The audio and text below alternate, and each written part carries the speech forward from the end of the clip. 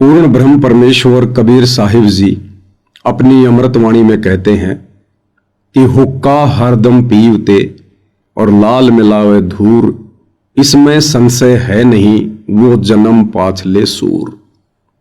कबीर परमेश्वर जी कहते हैं कि जो व्यक्ति हरदम हुक्का पीता है, हुक्का यानी तंबाकू का सेवन करता है, तंबाकू किसी भी रूप में, सिगरेट के रूप में, बीड़ी के रूप में, जर्दे के रूप में, जो कोई व्यक्ति तंबाकू सेवन करता है, कबीर परमेश्वर कहते हैं कि वो व्यक्ति पिछले जन्म में सूअर था, सूअर।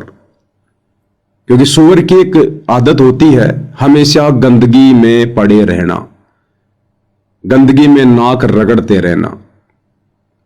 और सूअर की योनि से जो व्यक्ति मनुष्य योनि में आता है, उस व्यक्ति में पिछले संस्कार वश वही सूअर के गुण होते हैं।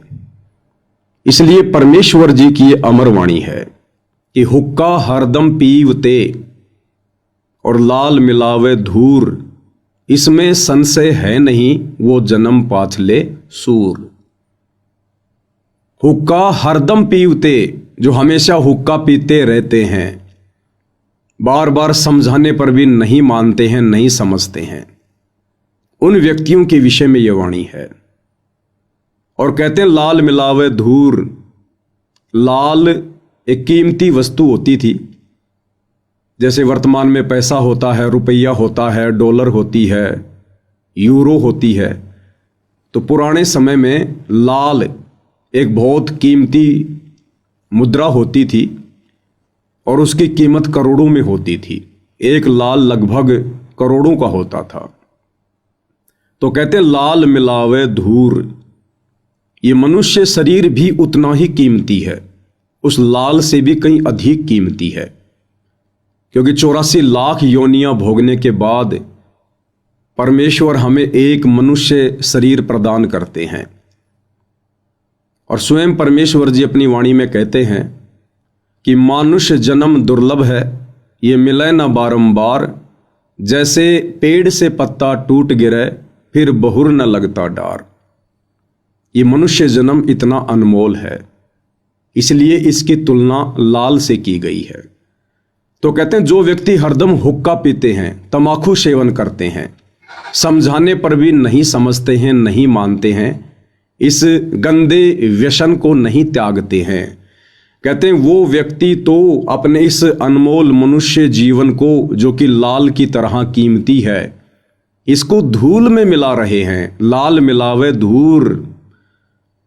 और कहते हैं फिर इसमें संशय है नहीं, कि इस बात में फिर कोई मीन मेख नहीं है, शक की कोई गुंजाइश नहीं है, कि जो व्यक्ति बार बार समझाने पर भी तंबाकू सेवन करना नहीं त्यागता है, फिर वो जन्म पाछले सूर, यानी वो व्यक्ति इस मनुष्य योनि में सूअर की योनि से आया है। और वही गंदी आदत मनुष्य जन्म प्राप्त करके भी उसकी बनी हुई है। भाइयों और बहनों, आज का वीडियो बहुत ही महत्वपूर्ण है, क्योंकि आज का वीडियो विशेषकर हरियाणा की जो खाप पंचायत है, विशेषकर महम चौबीसी खाप पंचायत,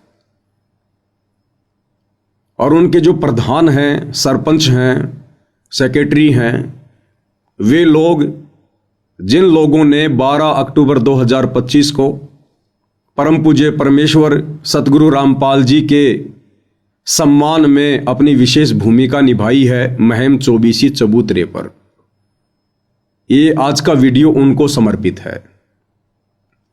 आज के वीडियो की हम शुरुआत करें उससे पहले महम चौबीसी खाप पंचायत के सभी प्रधानों को, सरपंचों को मैं पवन दास, परम पूज्य परमेश्वर सतगुरु रामपाल जी भगवान का अदना सा शिष्य, हाथ जोड़कर मेरे उन बुजुर्गों से मैं प्रार्थना करूंगा, विनती करूंगा कि आप परमेश्वर रामपाल जी के सत ज्ञान को, इस तत्व ज्ञान को थोड़ा धैर्यपूर्वक, निष्पक्ष होकर गहनता से समझने का प्रयास करें। ये तत्व ज्ञान है, कोई सामान्य ज्ञान नहीं है जो चुटकी बजाते ही समझ में आ जाएगा। और आप सभी प्रधानों को मैं कहना चाहूंगा कि आप लोगों का दुर्भाग्य कि परमेश्वर रामपाल जी से जुड़ने से पहले आप लोगों को सतलोक आश्रम मैनेजमेंट हरियाणा की कुसंगति नसीब हुई है, इसलिए आप जी इस सतज्ञान को गहराई से नहीं ले रहे हैं। तो आज इस विषय पर हम खुलकर बातें करेंगे। सभी खाप पंचायतों के प्रधानों को एक संदेशा देंगे। आप भी हमारे बुजुर्ग हैं, हमारे पिता समान हैं, हमारे ही भाई बंधु हैं, और ये ज्ञान जन जन तक जाना चाहिए। इस ज्ञान की पूरे विश्व को आवश्यकता है, लेकिन ये ज्ञान समझना इतना आसान नहीं है। तो आज के वीडियो की मैं शुरुआत करूं, उससे पहले परम पूज्य परमेश्वर सतगुरु रामपाल जी भगवान की वंदना करते हैं, उनका जयकारा लगाते हैं। बंदी छोड़ सतगुरु रामपाल जी परमेश्वर जी की जय हो। परम पिता परमात्मा सारी सृष्टि के रचनहार, कुल मालिक, असंख्य ब्रह्मांडों के स्वामी, जगत गुरु, तीनों लोकों में प्रवेश करके सबका धारण पोषण करने वाले, राजाधिराज, आत्माधार, नाथों के नाथ, देवों के देव महादेव, सर्वेश्वर महेश्वर, मृत्युंजय, अजरो अमर, आदि अनादि सनातनी प्रभु, जगत पिता जगदीश्वर, श्री श्री 1008 की उपाधि के वास्तविक अधिकारी, अकाल मूरत सौद स्वरूपी राम वासुदेव सर्वगतम ब्रह्म, परम पूज्य, प्रथम पूज्य, परम संत, परम पुरुष, परम धनी, परम दयालु, सत्य कबीर, हक्का कबीर, अल्लाहु कबीर, अल्लाहु अकबर, बाखबर, अल्लाह ताला, जगत के तारणहार, जगत के मुक्तिदाता, जगत के जगन्नाथ, हारे के सहारे, हिंदुओं के राम, मुसलमानों के अल्लाह, सिखों के वाहिगुरु, ईसाइयों के मसीह,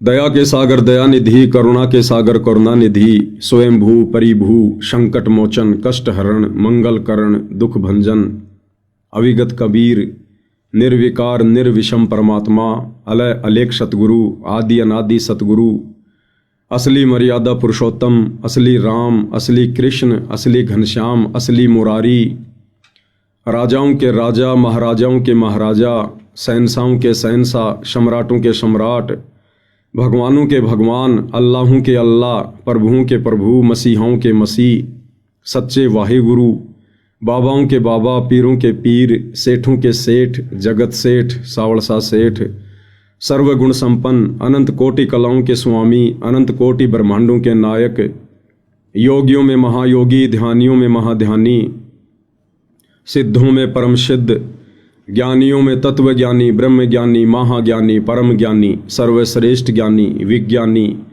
युवा कबीर, समर्थ कबीर, असमवात, अमित ओजा, सच्चे रहनुमा, करीम अल्लाह, शुभान अल्लाह, दुनिया के अंतिम पैगंबर, 8 सितंबर 1951 से गांव धनाना, जिला सोनीपत, हरियाणा, भारतवर्ष की पावन भूमि पे प्रकट रियल कल की भगवान, श्री नारायण साकार हरि, श्री बाबा साहेब, नूर अनंत परमात्मा, सच्चे दरवेश, सच्चे बाखबर, संत श्रोमणी सतगुरु रामपाल जी परमेश्वर जी की चरण कमल में साध संगति से जुड़े हुए देश विदेश से आप और हम सभी सत्सेवक भाई बहनों का अनंत कोटि दंडवत प्रणाम।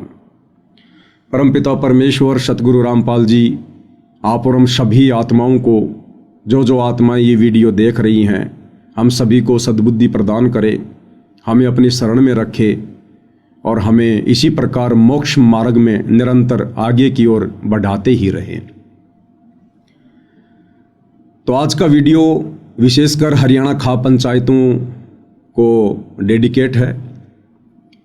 12 अक्टूबर 2025 को हरियाणा के महम 24 चबूतरे पर परम पूज्य परमेश्वर सतगुरु रामपाल जी का हरियाणा की कुछ खाप पंचायतों के प्रधानों व सरपंचों के द्वारा एक सम्मान समारोह आयोजित करके और उनके सम्मान का एक कार्यक्रम रखा गया था, क्योंकि सतलोक आश्रम मैनेजमेंट हरियाणा यानी सतगुरु रामपाल जी का कलयुगी परिवार, उनके बेटा बेटी, भाई बंधु, रिश्तेदार, अन्य आश्रम से जुड़े हुए लोग, इन्होंने जिस समय हरियाणा में बाढ़ आई और इन लोगों ने मनमुखी रूप से अपनी मनमानी करते हुए परमेश्वर जी के भक्ति विधान के विपरीत इन्होंने एक मुहिम चलाई, अन्नपूर्णा मुहिम। उस मुहिम के तहत इन लोगों ने गांव-गांव में लोगों को चिन्हित करके उनके मकान बनाने शुरू किए, उनके घरों में राशन डालना शुरू किया और बाढ़ग्रस्त जितने भी गांव थे उन गांव का पानी निकालने के लिए इन्होंने मोटर और पाइप का वितरण करना शुरू किया। कुछ समय पहले मैंने कहा कि ये सारा का सारा जो कार्य है ये मनमुखी है, ये परमेश्वर रामपाल जी के विधान के विपरीत है। अब आप वे सभी भाई बहन जो अभी सतगुरु रामपाल जी के ज्ञान से अपरिचित हैं, आप उनकी शरण में नहीं हैं या शरण प्राप्त करके भी अभी तक आप उनके तत्व ज्ञान को पूर्णतया समझ नहीं पाए हैं, आप लोगों को मेरी बातें थोड़ी सी अटपटी लगेंगी कि भाई लोगों के मकान बनाना, किसी के घर में राशन डालना या बाढ़ के समय लोगों की इस प्रकार से मोटर या पाइप देकर मदद करना, ये तो बहुत अच्छी बात है। फिर ये पवन दास जयपुर वाला इन सभी कार्यों को मनमुखी क्यों बता रहा है? देखिए, ये अध्यात्म है, ये सामान्य ज्ञान नहीं है, ये चारों वेदों से ऊपर का ज्ञान है, तत्व ज्ञान है, सूक्ष्म ज्ञान है। और इस ज्ञान को ब्रह्मा विष्णु महेश भी नहीं समझ पाए। विश्वामित्र जैसे, वशिष्ठ जैसे, दुर्वासा ऋषि और वाल्मीकि जैसे महर्षि भी इस ज्ञान को नहीं समझ पाए, क्योंकि यह तत्व ज्ञान है।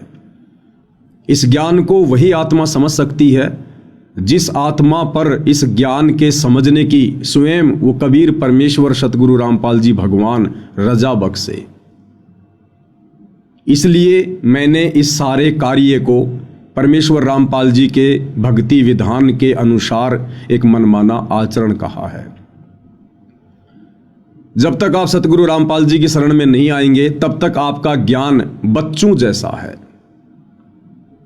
सामाजिक क्षेत्र में आप बहुत बड़े मंत्री हैं, संतरी हैं, प्रधानमंत्री हैं, राष्ट्रपति हैं, बिजनेसमैन हैं, आपने बड़ी बड़ी डिग्रियां ले रखी हैं, आप चाहे सुप्रीम कोर्ट के सुप्रीम जज हैं, लेकिन जब बात आएगी शास्त्र अनुकूल शत भक्ति मार्ग की, परमेश्वर रामपाल जी के तत्व ज्ञान की, जब बात आएगी पांचों वेदों के बाप सूक्ष्म वेद की, तो आप बड़े बड़े गणमान्य लोग भी, बड़े बड़े पदाधिकारी भी, मंत्री और संतरी भी, प्रधानमंत्री और जज भी इस ज्ञान के आगे फेल हो जाते हैं। उस समय आपकी बुद्धि अध्यात्म में एक बच्चे के जैसे काम करती है। तो जिस प्रकार से बहुत सारे बच्चे इकट्ठे हैं और एक बच्चे को शुगर है, डायबिटीज है, और शुगर के मरीज को डॉक्टर मना करता है मिठाई खाने से कि भैया अगर आपने मीठे का प्रयोग किया तो आप इस बीमारी से रिकवर नहीं हो पाओगे, आपकी समस्या और ज़्यादा बढ़ जाएगी, आपकी मृत्यु भी हो सकती है। उस बच्चे को माता पिता के द्वारा समझा दिया जाता है कि बेटा आप चाहे घर में रहो, चाहे बाहर रहो, चाहे किसी आड़ोसी पड़ोसी के घर पर जाओ, यदि आपको कोई मीठा खाने को दे तो आपने बिल्कुल भी मीठा नहीं खाना है। डॉक्टर ने मना किया है, तुझे डायबिटीज है।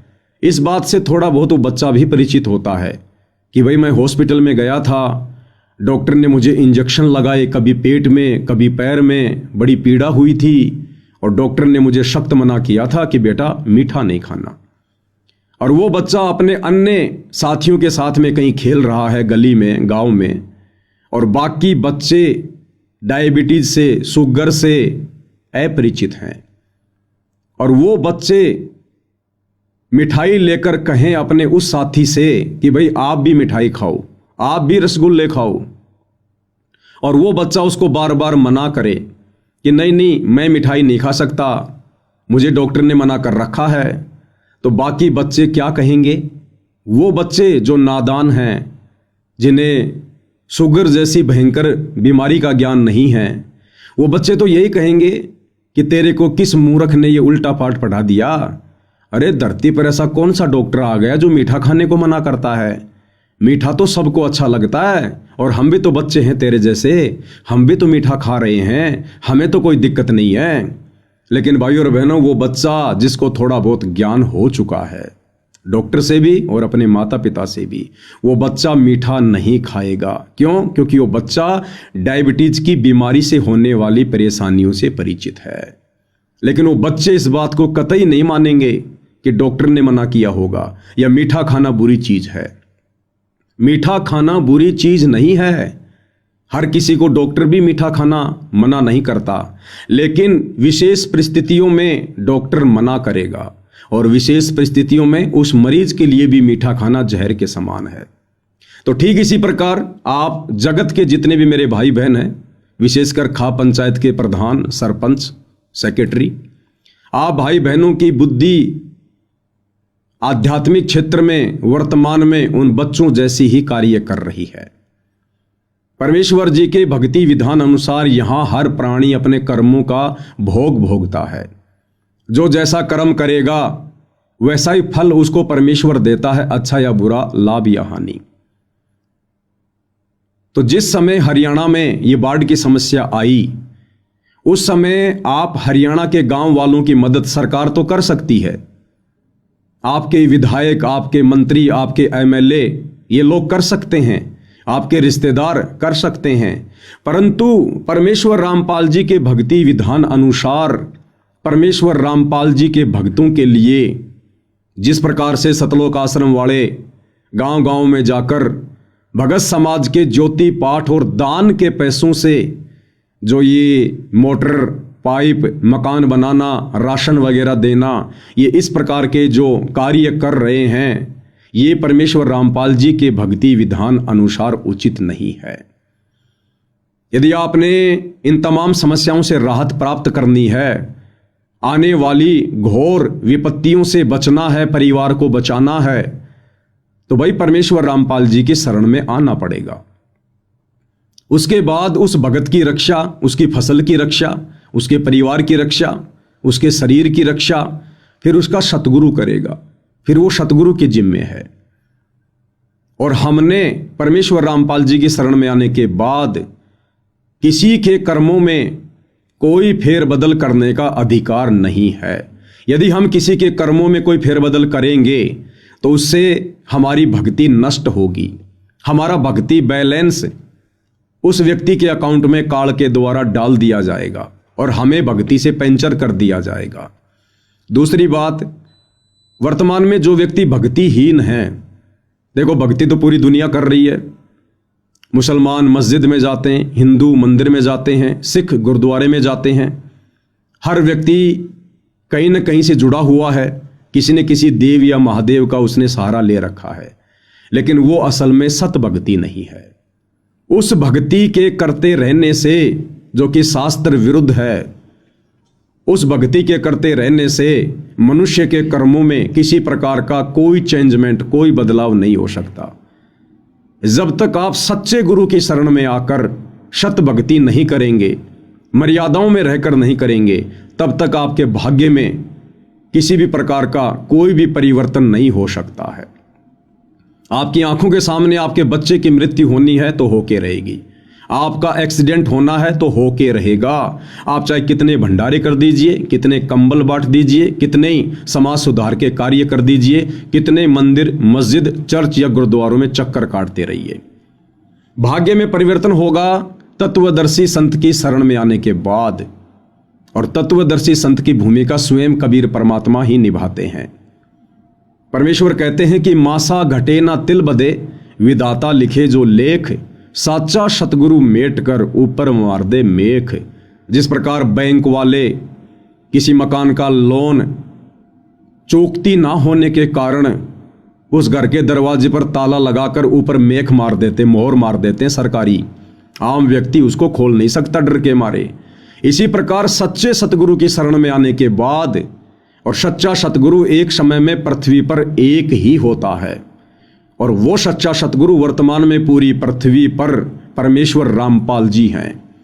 तो परमेश्वर रामपाल जी की शरण में आने के बाद फिर ये परमेश्वर हमारी श्रद्धा देखकर हमारी भक्ति देखकर, हमारी मर्यादा देखकर ये परमेश्वर हमारे भाग्य पर मेख मार देगा, ठप्पा मार देगा। ये परमेश्वर, ये भक्ति के एडमिन हैं, फिर इनके अलावा कोई भी कुछ बदलाव नहीं कर सकता। तो जब तक ये प्राणी सच्चे सतगुरु की शरण में आकर मर्यादा में रहकर शास्त्र अनुकूल सत भक्ति नहीं करता है, तब तक ये चाहे ब्रह्मा विष्णु महेश की गोद में जाके क्यों ना बैठ जाए, ये चाहे शहर का सबसे बड़ा मंदिर बनवाकर खुद ही उसका पुजारी बनकर क्यों ना बैठ जाए, इस व्यक्ति के भाग्य में, इसके प्रारब्ध में, इसके संस्कारों में, इसके कर्मों में किसी प्रकार का कोई बदलाव नहीं हो सकता है।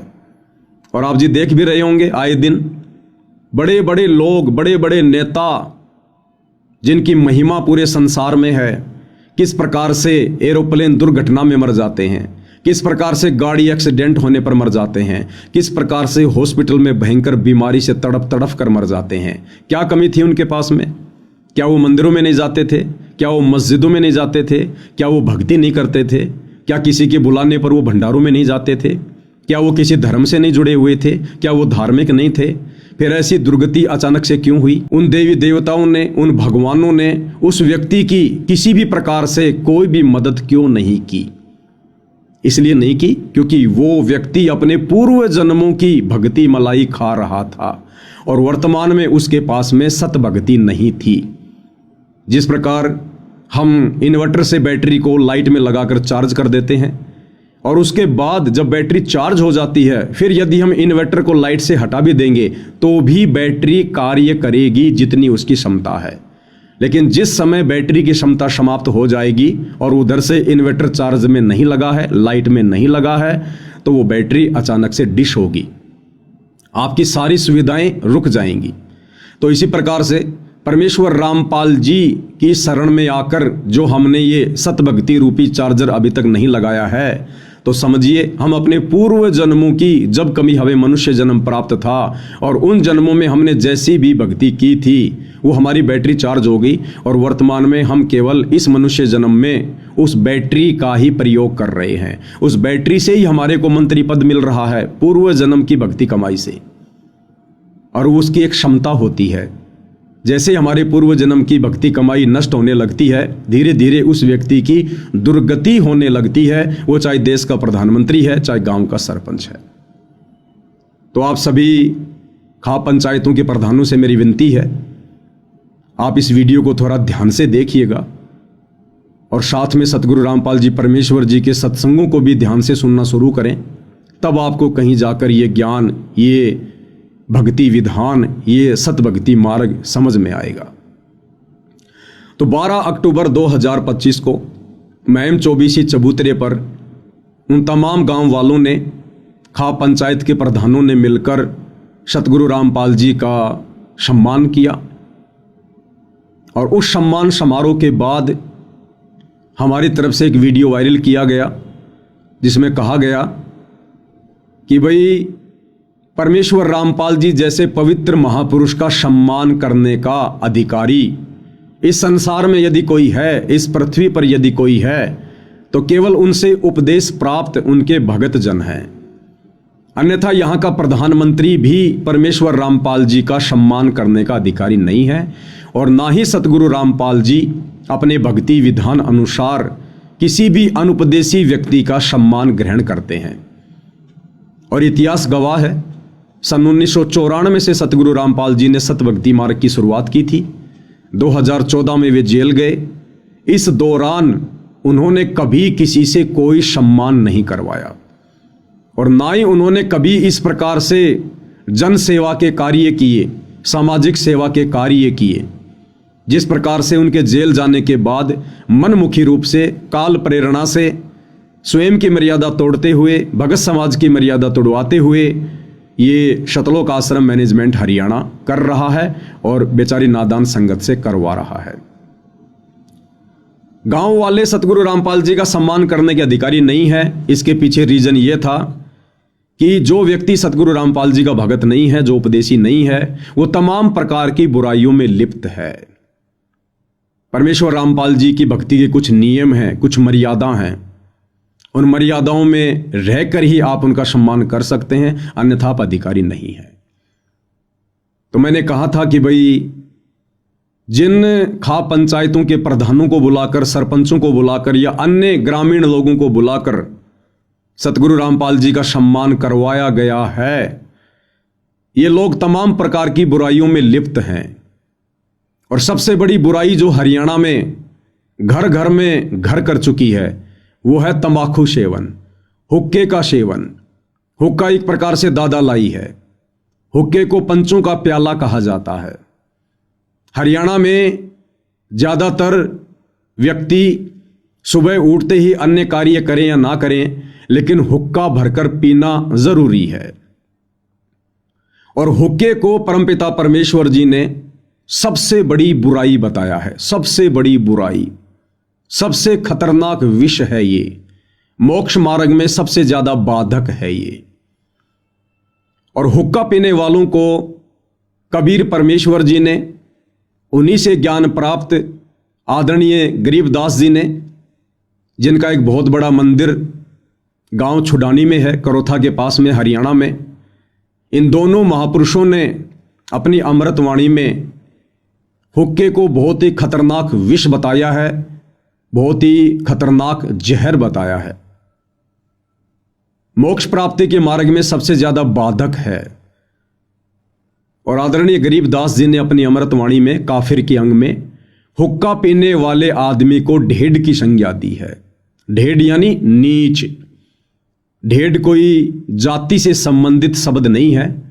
ढेड का मतलब होता है जो व्यक्ति नीच कर्म करता है, गलत कर्म करता है, वो चाहे किसी भी जाति से हो, किसी भी धर्म से हो, वो व्यक्ति ढेड की श्रेणी में है। तो आदरणीय गरीबदास जी ने हुक्का पीने वाले व्यक्तियों को ढेड आदमी की संज्ञा दी है।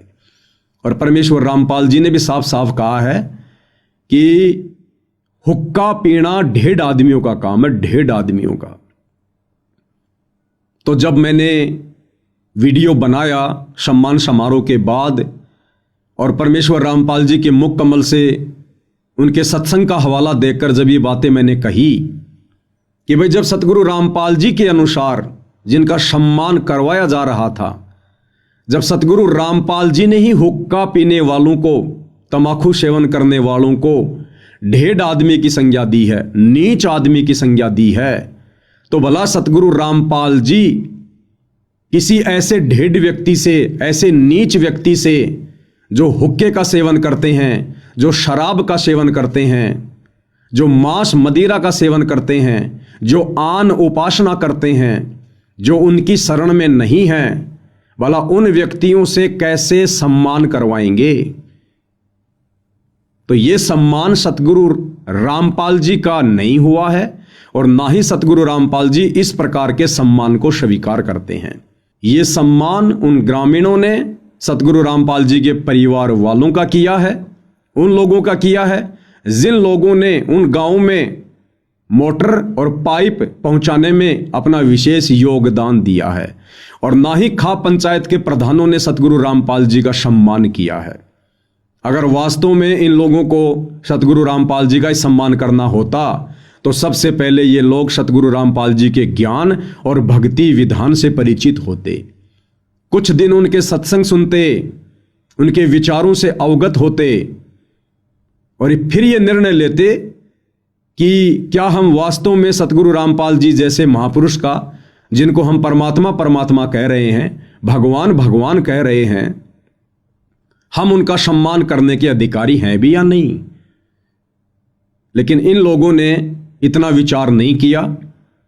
इसमें इन ग्रामीणों को भी गलती रही और सबसे बड़ी गलती सतगुरु रामपाल जी के परिवार की रही, उन तमाम लोगों की रही जिन लोगों को स्वयं ज्ञान नहीं है और अपने आप को सतगुरु रामपाल जी का भगत कहते हैं। अन्यथा इन लोगों को समझाना चाहिए था, बताना चाहिए था कि देखिए सतगुरु रामपाल जी तो हुक्का पीने वाले लोगों को, तंबाकू सेवन करने वाले लोगों को, मांस खाने वालों को, शराब पीने वालों को, मंदिरों में जाकर देवी देवताओं की पूजा पाठ करने वालों को ढेड की श्रेणी में रखते हैं। उन्होंने काफिर कहा है उन लोगों को। और भाई आप जब तक सतगुरु रामपाल जी के सत्संग सुनकर उनकी शरण में नहीं आते हैं तब तक आप किसी भी प्रकार से सतगुरु रामपाल जी का सम्मान करने के अधिकारी नहीं है। तो मेरे द्वारा जो वीडियो बनाया गया वो वीडियो किसी व्यक्ति विशेष के ऊपर टिप्पणी नहीं थी। आप वीडियो को अच्छे से देख सकते हैं। मेरे वीडियो बनाने का मकसद केवल आम जन को यह समझाना था, यह बताना था कि अभी आप केवल अपनी जुबान से सतगुरु रामपाल जी को भगवान भगवान कह रहे हैं। अभी आप उनके ज्ञान से परिचित होकर उनको हृदय से भगवान नहीं मान पाए हैं, क्योंकि यहां आपका स्वार्थ बोल रहा है। आपके गांव का पानी निकाल दिया गया, गांव वालों की मोटर और पाइप देकर मदद कर दी गई, जिसके चलते आप लोग उन्हें भगवान भगवान कह रहे हैं, परमात्मा परमात्मा कह रहे हैं। तो आपने तो केवल अपने स्वार्थ का सम्मान किया है, ना कि सतगुरु रामपाल जी का। अगर आपने सतगुरु रामपाल जी का सम्मान करना होता तो या तो आप सीधे हिसार जेल में जाते, कोर्ट से परमिशन लेते और वहां जाकर आप उनका मान सम्मान करते, और वहां यदि सतगुरु रामपाल जी आप लोगों से अपना मान सम्मान करवाते तो फिर हमें कोई अधिकार नहीं था बीच में बोलने का, ना हम बोलते। और यदि कोर्ट से आपको हिसार जेल में जाकर सतगुरु रामपाल जी का मान सम्मान करने की परमिशन नहीं मिलती तो फिर आप लोगों ने इंतजार करना चाहिए था सतगुरु रामपाल जी का, उनके हिसार जेल से बाहर आने का। उसके बाद फिर आप जी उनके आश्रम में जाकर उनसे परमिशन लेकर आप उनका मान सम्मान करते। और यदि उस समय सतगुरु रामपाल जी आप लोगों से अपना मान सम्मान करवाते तो मुझ पवनदास को कोई ऑब्जेक्शन नहीं था किसी भी प्रकार का। लेकिन यदि उनके इस सतभक्ति मार्ग में गंदगी फैलाई जाएगी, गधे और घोड़ों की एंट्री की जाएगी, ज्ञानी और अज्ञानियों की एंट्री की जाएगी, तो भाई फिर बोलना हमारा फर्ज है, हमारा दायित्व है। और ये सम्मान 12 अक्टूबर 2025 को जो महम चौबीसी चबूतरे पर सतगुरु रामपाल जी का किया गया है, यह सम्मान यदि हरियाणा का सीएम करता या भारत का पीएम करता, और यदि वो सतगुरु रामपाल जी की शरण में नहीं होता तो उनके विषय में भी ये पवनदास इसी प्रकार से वीडियो बनाकर भगत समाज को भी सचेत करता और अन्य जनमानस को भी सचेत करता, क्योंकि ये परमेश्वर जी का विधान है। अब आगे इस वीडियो में आपको महम चौबीसी खापों के जो प्रधान हैं, सेक्रेटरी हैं, उनके भी विचार सुनाएंगे। मेरा वीडियो देखने के बाद उन लोगों ने सतलोक आश्रम वालों के साथ में एक मीटिंग की, एक प्रेस कॉन्फ्रेंस बुलाई। अमर उजाला जैसे अखबारों में भी न्यूज आ चुकी है और इन्होंने अपना एक वीडियो भी वायरल किया है, जो वीडियो आगे आपको दिखाएंगे। इन कुछ एक लोगों ने मिलकर, जो आप इस स्क्रीन पर देख रहे हैं, रामपाल राठी जी हैं, सुभाष नंबरदार जी हैं, एक भाई उनके पास में बैठे हुए हैं, इन तमाम लोगों ने मिलकर एक वीडियो बनाया मुझ पवनदास के लिए। और इन्होंने मुझे 4-5 दिन का अल्टीमेटम दिया और कहा कि पवनदास ने हरियाणा खाप पंचायतों के लिए बहुत ही अभद्र शब्दों का प्रयोग किया है और पवनदास को इन अभद्र शब्दों के लिए माफ़ी मांगनी चाहिए, और यदि पवनदास माफ़ी नहीं मांगेगा तो हम उसके ऊपर मानहानि का मुकदमा दायर करेंगे। तो आपको इन प्रधानों के भी विचार सुनाएंगे, वीडियो को आगे भी बढ़ाएंगे। परंतु वीडियो की शुरुआत करने से पहले आपको परमपिता परमेश्वर सतगुरु रामपाल जी का एक छोटा सा 4 मिनट का वीडियो सुनाऊंगा कि परमेश्वर रामपाल जी ने हुक्के को, तमाकू को मनुष्य शरीर के लिए सबसे बड़ा विष, सबसे बड़ा जहर क्यों बताया है। ये मनुष्य जन्म हमें मोक्ष प्राप्ति के लिए मिलता है, 84 लाख योनियों के महाकष्टों से छुटकारा प्राप्त करने के लिए मिलता है, और ये तमाकू इसमें कितनी बड़ी बाधा है। छोटा सा वीडियो परमेश्वर रामपाल जी के मुख कमल से, सभी से निवेदन है ध्यान से सुनिएगा, क्योंकि साथ साथ जानकारी होनी बहुत जरूरी है। उसके बाद फिर आप खाप पंचायत के प्रधानों के भी विचार लोगों को सुनाएंगे, और आप लोगों की जो जो बातें हैं उनके ऊपर ये पवनदास सतगुरु रामपाल जी परमेश्वर जी के ज्ञान आधार से स्पष्टीकरण भी देगा। तो सबसे पहले परमेश्वर रामपाल जी के मुख कमल से सुनाते हैं कि हुक्का पीना मनुष्य शरीर के लिए सबसे ज्यादा खतरनाक क्यों है। सुनिएगा सतगुरु रामपाल जी के मुकम्मल से। अब इस तम्बाकू में इतना दोष क्यों बताया, इस तम्बाकू को इतना हानिकारक दोष क्यों बताया, सबसे ज्यादा भयंकर क्यों बताया? इसका कारण है कि मानव शरीर परमात्मा पाने के लिए ही मिलता है। जो पुण्यात्मा परमात्मा चाहते हैं वो मानव शरीर में ही उसकी तलाश खोज और मेहनत मजदूरी करके उस परमात्मा को पा सकते हैं। अन्य इसमें अगर हम भक्ति नहीं करते हैं, परमात्मा नहीं पाते हैं, तो पशु पक्षियों जैसा जीवन ही जीकर हम चले जाते हैं।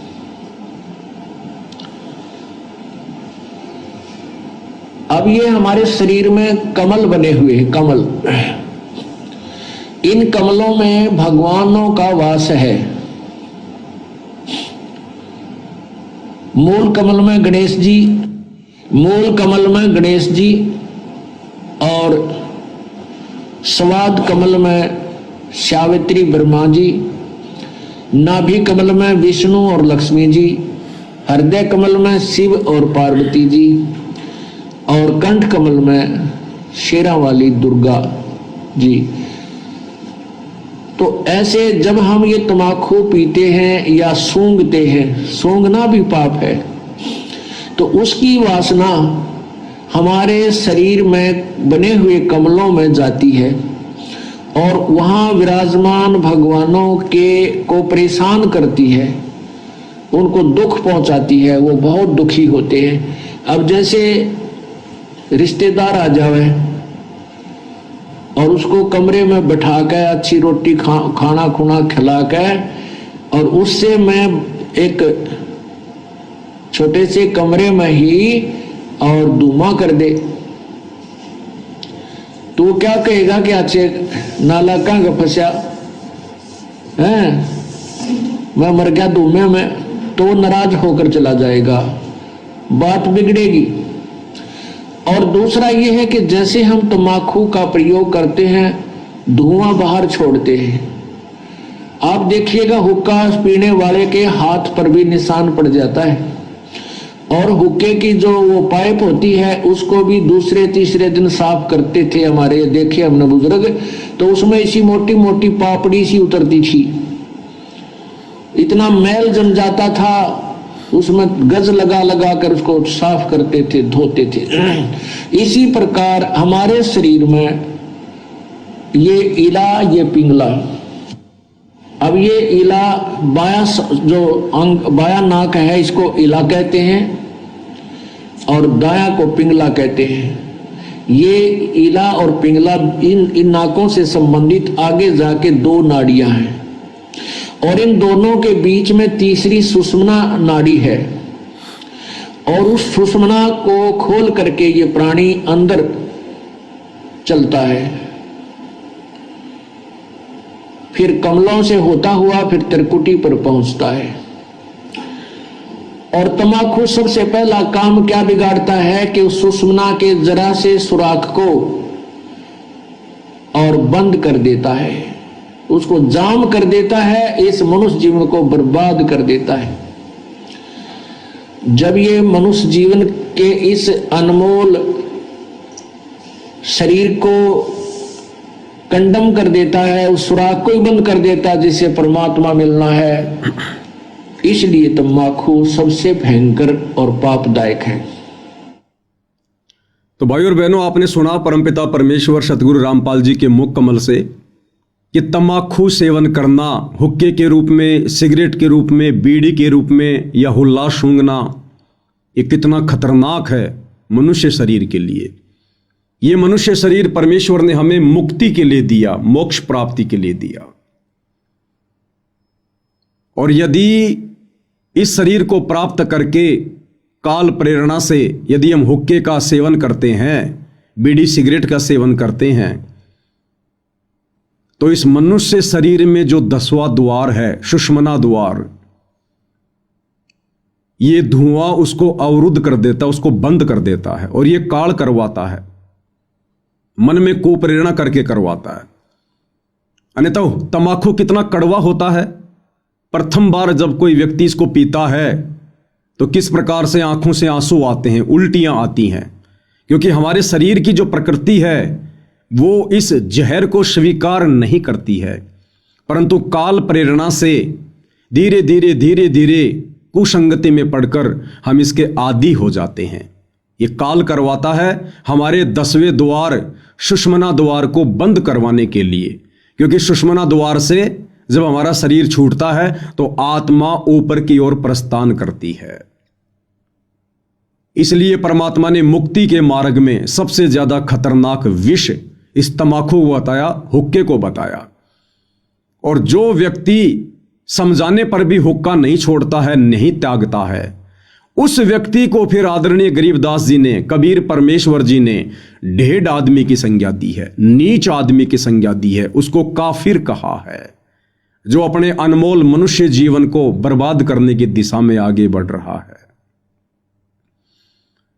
आप सभी खाप पंचायतों के प्रधानों से विनती है, ये वीडियो आप निष्पक्ष होकर देखिए। ना ही तो मैं पवन दास आपका कोई रिश्तेदार हूं और ना ही आप मेरे रिश्तेदार हैं, ना मैंने आपकी कोई प्रॉपर्टी हड़प रखी है। ये ज्ञान और अज्ञान की लड़ाई है। इस ज्ञान और अज्ञान की लड़ाई को यदि समझना है तो निष्पक्ष होकर धैर्यपूर्वक आपने ये वीडियो भी देखना होगा और सतगुरु रामपाल जी के सत्संग भी सुनने होंगे। उसके बाद में फिर आप लोगों की अपनी मर्जी है, आप जो भी डिसीजन ले सकते हैं, आपको कोई मना करने वाला नहीं है। फिर जैसे आपके कर्म वैसा परिणाम समय आने पर खुद आप ही लोगों के सामने होगा। तो फिलहाल आपने सतगुरु रामपाल जी के मुख से सुन लिया है कि हुक्का पीना मनुष्य शरीर के लिए कितना हानिकारक है और क्यों हुक्का पीने के लिए सभी संतों ने, महापुरुषों ने मना किया है। अब भाइयों और बहनों, आपको हरियाणा खाप पंचायत के इन प्रधानों का वीडियो दिखाते हैं, जो वीडियो इन लोगों ने सतलोक आश्रम वालों के साथ मिल बैठकर बनाया है। और मुझ पवन दास के द्वारा जो वीडियो बनाया गया था हुक्के के ऊपर कि हुक्का पीना ढेड आदमियों का काम है, नीचों का काम है, उसके बाद इन भाइयों ने अपने क्या विचार रखे। तो सबसे पहले आपको एक प्रधान जी का वीडियो दिखाते हैं। सबसे पहले उनके विचार सुनिए, फिर दास अपना स्पष्टीकरण देगा। कहने का मतलब यो है, अब जो भाई कौन है बताओ तो अपना आपने संत रामपाल का चेला है, लेकिन पंचायत के लिए तो वो शब्द प्रयोग करें जब जिसका कोई भी मतलब गिरिया का शत्रु सब तो नीचा। ये तो ढेड आदमी है, पंचायतियाँ का के मांगे, इन यो क्यों सम्मान करे और इनका के सम्मान होता। ये उसके अभद्र भाषाओं को सुन के भाई दिल बड़ा काल पाया। और हमने तो न्यू ही सोचा था अब शायद भाई संत जी का चेला होगा। हम आपस में डिस्कस करी, मेरा लागे वो काटे हुए आदमी है और वो न्यू प्रचार करता, लोगों ने ठगदा हंड है, गुरु जी ने भी भूंडा करे है और भाई संत समाज ने भी भूंडा करे है, चौबीसी खाप ने भी भूंडा करे। तो भाई और बहनों, ये विचार आपने सुने प्रधान जी के। प्रधान जी कह रहे हैं कि ये व्यक्ति जो पवन दास है जयपुर वाला, जिसने वीडियो बनाया हुक्के को लेकर, ये व्यक्ति अपने आप को संत रामपाल जी का भगत कहता है, लेकिन हमें सतलोक आश्रम में आने के बाद पता चला कि ये व्यक्ति संत रामपाल जी का भगत नहीं है। संत रामपाल जी ने इस व्यक्ति को अपने मिशन से बाहर निकाला हुआ है। तो सबसे पहले तो मैं प्रधान जी को बताना चाहूँगा कि मैं पवन दास सौभाग्य से परमपिता परमेश्वर सतगुरु रामपाल जी का तुच्छ अधना सा भगत हूँ, उनका शिष्य हूँ। उनके भक्ति मार्ग पर चलने का प्रयास कर रहा हूँ, भगत बनने की दिशा में आगे बढ़ रहा हूँ। और इस बात का निर्णय ना ही तो प्रधान जी आप कर सकते हैं और ना देश का प्रधानमंत्री कर सकता है और ना ही ये सतलोक आश्रम वाले कर सकते हैं, जिनके साथ बैठकर आप जी इंटरव्यू दे रहे हैं कि कौन व्यक्ति सतगुरु रामपाल जी का भगत है और कौन व्यक्ति नहीं है। इस बात का निर्णय तो दो ही प्रकार से हो सकता है, या तो स्वयं सतगुरु रामपाल जी परमेश्वर इस बात का निर्णय करें, या फिर जो व्यक्ति सतगुरु रामपाल जी की शरण में है, उनके भक्ति विधान से और उनकी मान मर्यादाओं से जो परिचित हैं, वही व्यक्ति ये बता सकता है, निर्णय दे सकता है कि सत भक्ति विधान के अनुसार कौन व्यक्ति सतगुरु रामपाल जी का शिष्य कहलाने का अधिकारी है और कौन व्यक्ति नहीं है। दूसरी बात, आप जी ने अपने वीडियो में कहा कि इस व्यक्ति पवन दास ने पंचायतों के लिए बहुत ही घटिया और अशोभनीय शब्दों का प्रयोग किया है। देखिए प्रधान जी, इन शब्दों का प्रयोग मैंने नहीं किया है, मैंने केवल इन शब्दों को दोहराया है। इन शब्दों का प्रयोग तो कबीर परमात्मा जी ने किया है कि हरदम हुक्का पीवते लाल मिलावे धूर, इसमें संशय है नहीं वो जन्म पाछले सूर। और आदरणीय गरीबदास जी ने इन शब्दों का प्रयोग किया है कि हुक्का पीवे काफिर अन्यायी। हुक्का पीने वाला व्यक्ति ढेड़ की श्रेणी में है, काफिर की श्रेणी में है। और उसके बाद इन शब्दों का प्रयोग किया है सतगुरु रामपाल जी ने काफिर के अंग में, सत्संग में। तो आपको सतगुरु रामपाल जी के मुख कमल से एक बार एक छोटा सा वीडियो दिखा देता हूं कि हुक्का पीने वाले व्यक्तियों को सतगुरु रामपाल जी ने किस श्रेणी में खड़ा किया है, ताकि आपकी इस भ्रमणा का निवारण हो जाए कि हुक्का पीने वाले व्यक्तियों के लिए ढेड़ शब्द का प्रयोग, नीच शब्द का प्रयोग, काफिर शब्द का प्रयोग पवन दास ने नहीं, बल्कि मेरे पूज्य गुरुदेव सतगुरु रामपाल जी ने भक्ति विधान के अनुसार किया है, जो बिल्कुल सत्य है, उचित है। उन्हीं के मुख कमल से सुन लीजिएगा एक बार। काफिर गुता हते सलाई, काफिर हुक्का पीवे अन्यायी। अपने आत्मा सबसे बड़ा दोष, वैसे तो सारे ही अपराध हैं, जैसे मांस खाना, शराब पीना, ये और बताए हैं भाई, पर नारी को तकना, कन्या को मारना, ये भी ढेर आदमी का काम होते हैं। लेकिन हुक्का पीना भी ढेर ढंग का काम बता रखा है, लेकिन हुक्का पीना भी ढेर ढंग का काम बता रखा है, लेकिन हुक्का पीना भी ढेर ढंग का काम बता रखा है। अब हमारे समाज में हुक्का इतना समा गया, यह बात स्वाति को ना कि हुक्का पीना ना भी नो कहे ये भी रकम में है, हुक्का नहीं पीना चाहिए, बिल्कुल भूल के भी टच नहीं करना चाहिए। सबसे महापाप पता है इसका। तो सतगुरु रामपाल जी परमेश्वर जी ने अपने प्रवचनों में, अपने सत्संगों में बिल्कुल क्लियर कर दिया है कि हुक्का पीना ढेड़ आदमियों का काम है, नीच आदमियों का काम है, जो अपने इस अनमोल मनुष्य जीवन को बर्बाद कर रहे हैं। 84 लाख योनियां भोगने के बाद परमेश्वर कबीर देव हमें एक मनुष्य जन्म देता है, और ये मनुष्य जन्म केवल भक्ति के लिए मिलता है, और भक्ति में ये समस्त बुराइयां त्यागनी पड़ती हैं, और ये हुक्का पीना सबसे ज्यादा बाधक बताया है। तो हुक्का पीने वालों के लिए ढेड़ शब्द का प्रयोग, नीच शब्द का प्रयोग पवन दास ने नहीं, बल्कि सतगुरु रामपाल जी के सत्संग सुनकर उनके भक्ति विधान अनुसार किया है।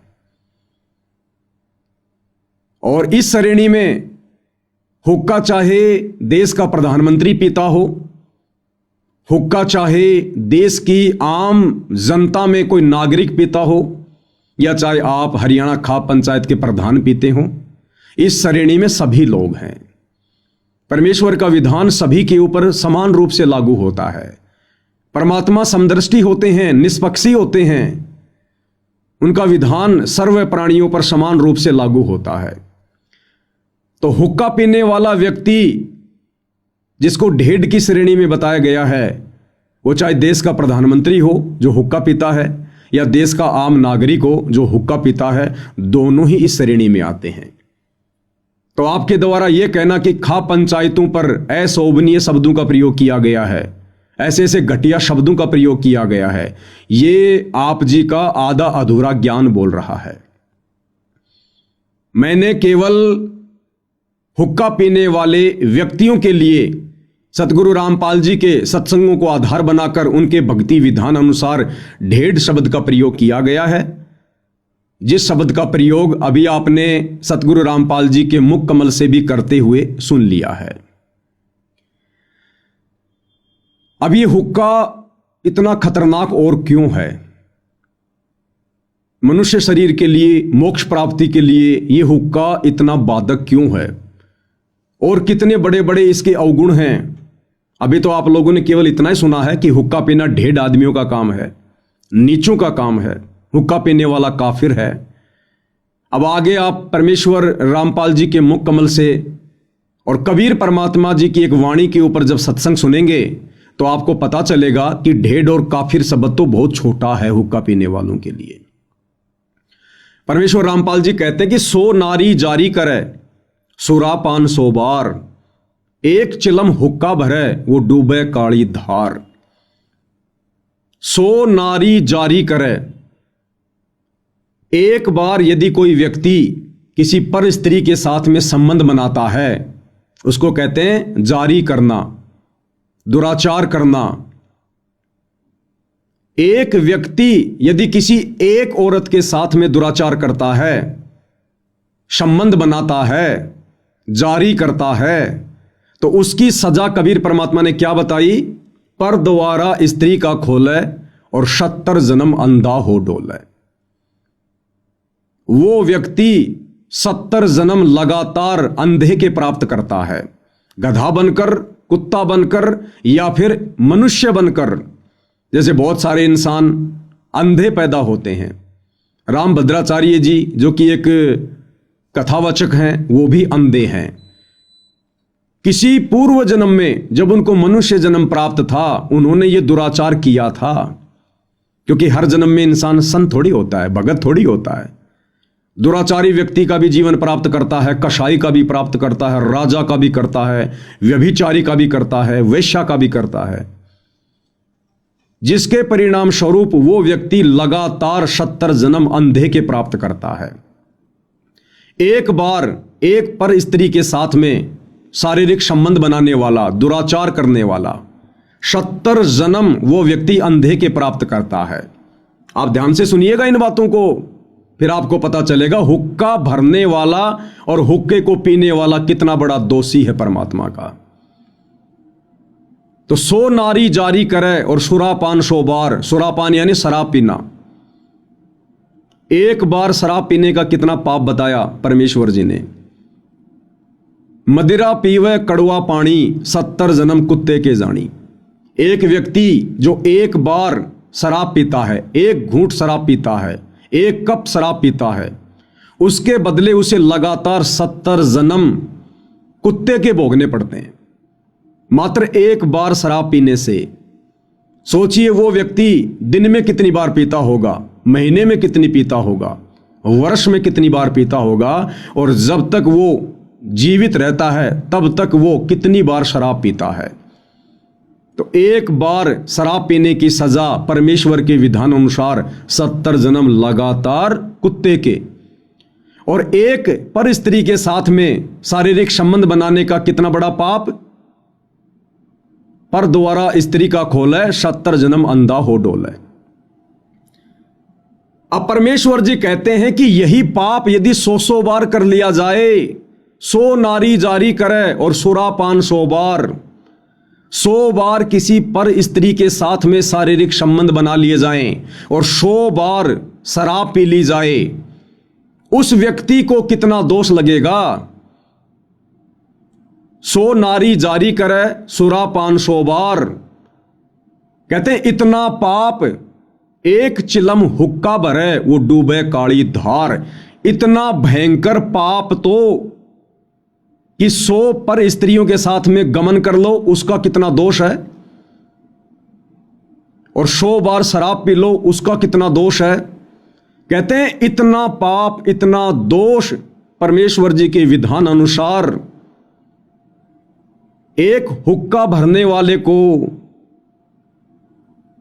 किसी को सिगरेट हाथ में पकड़ाने वाले को, बीड़ी सिगरेट हुक्का पीने वाले को, सहयोग करने वाले को है इतना दोष, इतना पाप। और जो व्यक्ति हुक्का पीता है, बीड़ी सिगरेट पीता है, परमात्मा कहते हैं उसका तो बेड़ा गर्क होता है, बेड़ा गर्क। इसलिए सतगुरु रामपाल जी ने हुक्का पीने वालों को, नशा करने वालों को ढेड की संज्ञा दी है, नीच की संज्ञा दी है। वो इतना दोषी हो रहा है परमपिता परमेश्वर जी का, अज्ञानता में, नासमझी में। आपको सतगुरु रामपाल जी के मुख कमल से सुनाते हैं। मैं कहूंगा अपनी तरफ से, और यदि सतगुरु रामपाल जी का प्रवचन नहीं सुनाऊंगा तो आप फिर से यही कहोगे कि इस पवन दास ने घटिया शब्दों का प्रयोग किया है। तो सतगुरु रामपाल जी के मुख कमल से सुनकर फिर आप जी विचार कर लेना कि अगर ये शब्द घटिया हैं तो ये घटिया शब्द पवन दास ने कहे हैं या फिर सतगुरु रामपाल जी परमेश्वर जी ने कहे हैं। तो सुनिए उन्हीं के मुख कमल से कि 100 नारी जारी करे सुरापान 100 बार और एक चिलम हुक्का भरे वो डूबे काली धार।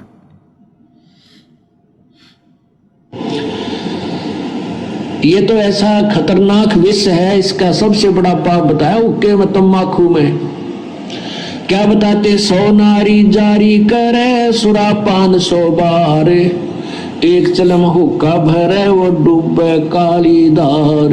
ओहो, एक परत्रिया के पास गमन करने का कितना पाप बताते हैं। पर द्वारा स्त्री का खोले 70 जन्म अंधा हो डोले, मदरा पीवे कड़वा पानी 70 जन्म स्वान के जानी। और फिर कहते सुरापान मदमासा हारी, गमन करे भोग पर नारी 70 जन्म कटेंगे शीसम, साक्षी साहेब है जगदीशम।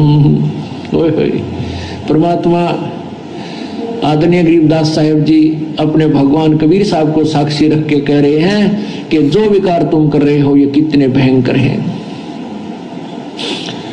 क्या बताया है कि मदरा पीवे कड़वा पानी और 70 जन्म कुत्ते के जानी।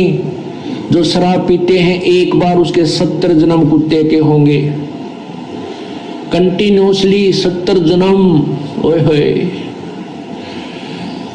और फिर क्या कहते हैं? सुरापान मदमासा हारी। सुरापान कहते हैं शराब पीने वाला, शराब पीता है जो, और मांस आहार करता है। और गमन करे भोग पर नारी, जो दूसरे की पत्नी के पास दुराचार करता है, तो उनके साथ क्या बनेगी? 70 जन्म कटेंगे शीसम, साक्षी साहेब है जगदीशम। उन लोगों के 70 जन्म शीश कटेंगे, कि तो बकरा बनेगा, कि तो मुर्गा बनेगा, कि तो वैसे, कि तो गंडासी में आकर कटेगा, कि तो थ्रेसर में आकर नाड़ आ जाएगी। यानी दुर्गति से मौत होगी, बुरे जन्म होंगे। उसके लिए बताते हैं कि 100 नारी जारी करे सुरापान 100 बार। ओए होए। मदरा पीवे कड़वा पानी, शराब पीवे उसके 70 जन्म कुत्ते के होंगे। और ये 100 बार पीने वाला 100 बार पी ले और 100 बार पर नारी गमन कर ले, उनको कितना पाप हो जाएगा? बहुत ज्यादा। कहते उन सबको मिलाकर एक हुक्का पीने वाले को, एक हुक्का भरने वाले को पाप है। पीने वाले गेला तक के बनेगी, क्या बुरा हाल होगा उसका जो केवल भरकर देता है, पीने का सहयोग देता है, उसकी ये दुर्गति। और पीने वाले का तो पता नहीं कितना जुल्म होगा उसके ऊपर। सुरापान 100 नारी जारी करे सुरापान 100 बार, एक चिलम हुक्का भरे वो डूबे काली धारी। इसलिए मना करते हैं कि तुम हुक्का भी भर के मत देना। उन जो पाप कमा रहे हैं स्वयं भी नरक में जा रहे हैं और उसमें सहयोगी बना रहे हैं अपने पुत्र पुत्रियों को, पौत्र पौत्रियों को या पुत्र वधुओं को भी आजकल हुक्का भरवाने लगे। तो प्रधान जी आपने सुन लिया होगा सतगुरु रामपाल जी के मुख कमल से कि हुक्का भरने वाले को कितना दोष है, कितने जन्म वो लगातार कुत्ते के प्राप्त करेगा, कितने जन्मों तक लगातार उसके सिर कटेंगे और मोक्ष से वंचित होगा, 84 में जाएगा। और सतगुरु रामपाल जी तो किसी को हुक्का भरकर देने से भी मना करते हैं। तो सोचिए फिर ऐसे व्यक्तियों से सतगुरु रामपाल जी कैसे अपना मान सम्मान करवाएंगे, और क्या ऐसे व्यक्ति ऐसे परम संत का, पवित्र महापुरुष का मान सम्मान करने का अधिकारी है?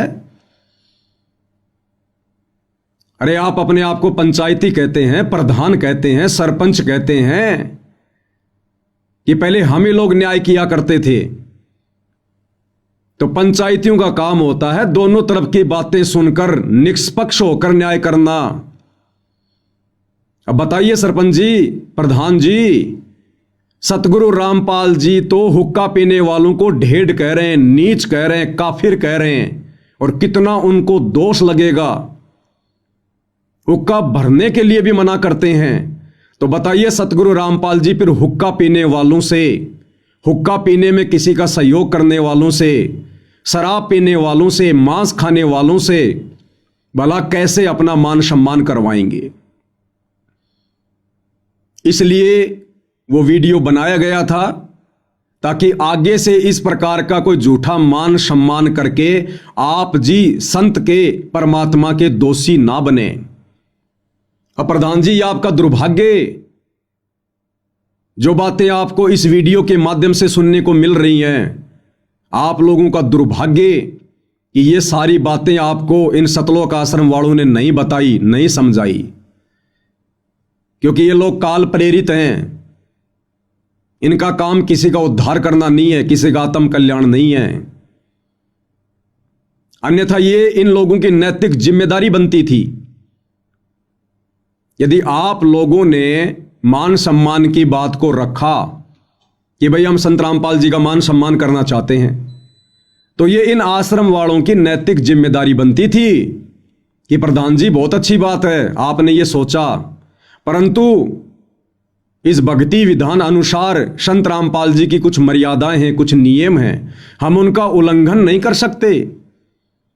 अगर आपने वास्तव में उनका मान सम्मान करना है तो सबसे पहले आप उनके सत्संग सुनिए, उनके नियम और मर्यादाओं से परिचित हो जाइए।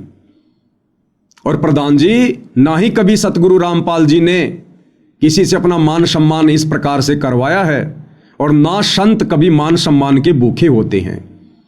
फिर भी यदि आप उनका मान सम्मान करना चाहते हैं तो सबसे बड़ा मान सम्मान यही है कि आत्म कल्याण के लिए, मोक्ष दिलवाने के लिए, जगत का उद्धार करने के लिए जगत के तारणहार सतगुरु रामपाल जी धरती पर आए हुए हैं। आप इनके सत्संग सुनकर इनको पहचानिए, इनकी शरण में आइए, और आप इन तमाम हुक्के जैसी, शराब जैसी बुराइयों को त्याग कर उनसे उपदेश लेकर आत्म कल्याण के मार्ग में आगे बढ़िए। यदि आप अपना आत्म कल्याण करवा लेते हैं तो ये सतगुरु रामपाल जी का आप जियों की तरफ से, आपके गांव की तरफ से सबसे बड़ा सम्मान होगा।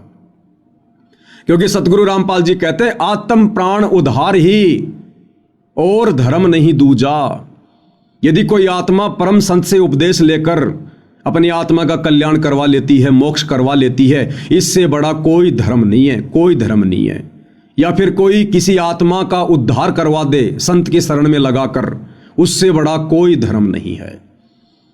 तो ये आप खाप पंचायत के प्रधानों का, सरपंचों का दुर्भाग्य कि आप लोगों को सीधे तौर पर काल के द्वारा भेजे गए एजेंट इन सतलोक आश्रम वालों से सतगुरु रामपाल जी के कलयुगी बेटा बेटी, भाई बंधु, रिश्तेदारों से मिलने का ये दुर्भाग्य प्राप्त हुआ। आपको इनकी कुसंगति प्राप्त हुई, क्योंकि ये लोग भी मान बढ़ाई के भूखे हैं, इनको भी अपना मान सम्मान चाहिए। ये भी अहंकार में घूमते फिर रहे हैं, इन्हें भक्ति और भगवान से कोई लेना देना नहीं है। नाम दीक्षा लेते कोई भगत नहीं बन जाता है। भगत वो होता है जो भगवान की शिक्षाओं पर चले, संत का शिष्य वो होता है जो संत की शिक्षाओं पर चले, और ये लोग संत की एक भी शिक्षा पर खरे नहीं है। तो ये आप लोगों का दुर्भाग्य रहा। अन्यथा मैंने तो वही बातें कही हैं जो बातें सतगुरु रामपाल जी ने कही हैं। उसके बावजूद भी आप कह रहे हैं कि हम पवन दास पर मुकदमा करेंगे, मानहानि का मुकदमा करेंगे, समाज से उसका बहिष्कार करेंगे। तो भाई फिर ये पंचायतियों के लक्षण नहीं है। आप तो एक तरफा बातें कर रहे हैं, आप तो एक तरफा बातें कर रहे हैं। अगर इन्हीं बातों को लेकर जो मैंने वीडियो में कहा कि हुक्का पीना 1.5 आदमियों का काम है, वो हुक्का चाहे देश का प्रधानमंत्री पियो, चाहे खाप पंचायत के प्रधान पियो, हुक्का पीने वालों के लिए वो शब्द हैं। तो यही शब्द तो सतगुरु रामपाल जी ने कहे हैं जो अभी आपने सुने हैं। तो मुकदमा करना तो फिर गुरु चेले दोनों के ऊपर करो ना। अगर फिर मुकदमा ही करना है तो गुरु चेले दोनों के ऊपर करो। लेकिन आप लोग भी अपने स्वार्थों के वसीभूत होकर शतलोक आश्रम वालों के एहसानों के नीचे दबे हुए हैं। उनके साथ बैठकर और उनके द्वारा जो मोटर और पाइप दिए गए हैं, आप उनके एहसानों के नीचे दबे हुए हैं। इसलिए सच कहने की हिम्मत और सच पर चलने की हिम्मत, न्याय करने की हिम्मत आप पंचायतियों में नहीं रही। अरे सीधी सी कहावत है, सांप को क्या मारते हो, सांप की मां को मारो ताकि वो पैदा करना ही छोड़ दे। तो पवन दास ने यदि ऐसे शब्द कहे हैं तो न्याय तो यह कहता है, विधान तो यह कहता है कि पवन दास ने शब्द कहां से सीखे, पवन दास ने ये शब्द कहां से बोले? सतगुरु रामपाल जी के विचारों से, उनके सत्संगों से, उनके भक्ति विधान अनुसार। तो फिर मुकदमा तो गुरु चेले दोनों के ऊपर बनता है भाई, मानहानि का दावा तो फिर दोनों के ऊपर बनता है। तो भाई तुम काहे के पंचायती, तुम काहे का न्याय करोगे? थोड़ा विचार करो इन बातों पर। तो भाई और बहनों, अब आपको आगे प्रधान जी और क्या कुछ कह रहे हैं। जब इंटरव्यू लेने वाले ने कहा कि फिर आपके पास में क्या तरीका है उस पवन दास को चुप करने का, यदि वो नहीं मानता है तो आप जी क्या प्रक्रिया अपनाएंगे? तो प्रधान जी क्या कह रहे हैं?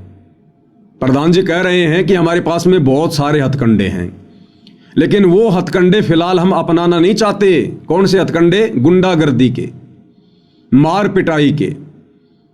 कह रहे बहुत सारे हथकंडे हैं, लेकिन फिलहाल हम उस पवन दास से इस वीडियो के माध्यम से ये बात पहुंचाना चाहते हैं कि वो माफी मांग ले, अन्यथा हम उसका समाज से बहिष्कार भी कर सकते हैं। हम उस पवन दास का समाज से बहिष्कार भी कर सकते हैं और मानहानि का दावा तो अंत में उसके ऊपर ठोका ही ठोका जाएगा। तो प्रधान जी के और क्या कुछ विचार हैं, आप जी स्वयं सुन लीजिएगा। न्याय की तो यह बात से मारो बहुत गणे हथकंडे है। हम कोई ऐसा काम शुरू में पहले जट नहीं करना चाहते जिससे हमारा कान भी आंगली उठे, नहीं तो सामाजिक बहिष्कार हम कर दिया। इतना कानून कार्रवाई हम कर सका, हम हर चीज़ में सक्षम है, लेकिन उसने 5-4 दिन का टाइम दिया है। सार्वजनिक रूप से आ गए और माफ़ी मांगे तो ठीक है, नहीं उसके खिलाफ मानहानि का दावा हम जरूर गिराएंगे। तो प्रधान जी क्या कह रहे हैं कि हमारे पास में बहुत सारे हथकंडे हैं, समाज से बहिष्कार उसका हम कर सकते हैं, मानहानि का दावा हम करेंगे। तो प्रधान जी से मेरी विनम्र प्रार्थना है, विनती है, प्रधान जी आप क्या मुझ पवन दास का और सतगुरु रामपाल जी के सच्चे शिष्यों का बहिष्कार करेंगे? आप कौन से समाज से हमारा बहिष्कार करेंगे? जिस समाज का हमने बरसों पहले से खुद ही बहिष्कार कर रखा है, जिस समाज की गलत परंपराओं का, कुरीतियों का, रीति रिवाजों का, आडंबर और पाखंडों का सतगुरु रामपाल जी के प्रत्येक भगत ने जो उनके ज्ञान को समझ चुका है, उन्होंने बहिष्कार कर रखा है। फिर भला आप हमारा कौन सा बहिष्कार करेंगे? आप क्या बहिष्कार कर सकते हैं कि समाज से हुक्का पानी बंद कर देंगे? अरे हमने तो जिस दिन उपदेश लिया उसी दिन हुक्के फोड़ दिए। हमने वो ढेढ़ कर्म, वो नीच कर्म उसी दिन त्याग दिया। बीड़ी सिगरेट पीना, हुक्का पीना, तंबाकू सेवन करना, मांस मदिरा का सेवन करना। तो आप समाज से क्या बहिष्कार करेंगे? हमने तो खुद ही इन चीजों का बहिष्कार कर रखा है। दूसरा, आप किस चीज का बहिष्कार करोगे? शादी विवाह में आना जाना, आप यहां से लोगों का बहिष्कार करते हैं कि जो व्यक्ति पंचायत की बात नहीं मानेगा, किसी भी शादी विवाह में आना जाना बंद, यानी समाज से उसका बहिष्कार किया जाता है। अरे जिस दिन सतगुरु रामपाल जी का भगत उनसे उपदेश ले लेता है, उसी दिन से वो इन फालतू की परंपराओं को त्याग देता है। शादी विवाह में आना जाना, शामिल होना उसी दिन से त्याग देता है। इन गंदी परंपराओं का बहिष्कार कर देता है, जिन परंपराओं ने समाज को कर्जे के नीचे दबा रखा है। उसी दिन से भात भरना, भात में जाना, भात में पाटड़े पर चढ़ना, पीलिया लेना या देना, इन सभी कुप्रथाओं का, कुपरंपराओं का सतगुरु रामपाल जी के भक्तों ने वर्षों से बहिष्कार कर रखा है। फिर भला आप अब क्या नया बहिष्कार करेंगे? ये होली मनाना, दिवाली मनाना, मकर संक्रांति मनाना, कोई भी त्योहार मनाना, ये सतगुरु रामपाल जी के भक्तों ने वर्षों पहले त्याग रखा है, बहिष्कार कर रखा है इन त्योहारों का, जो कि भक्ति में बाधक हैं।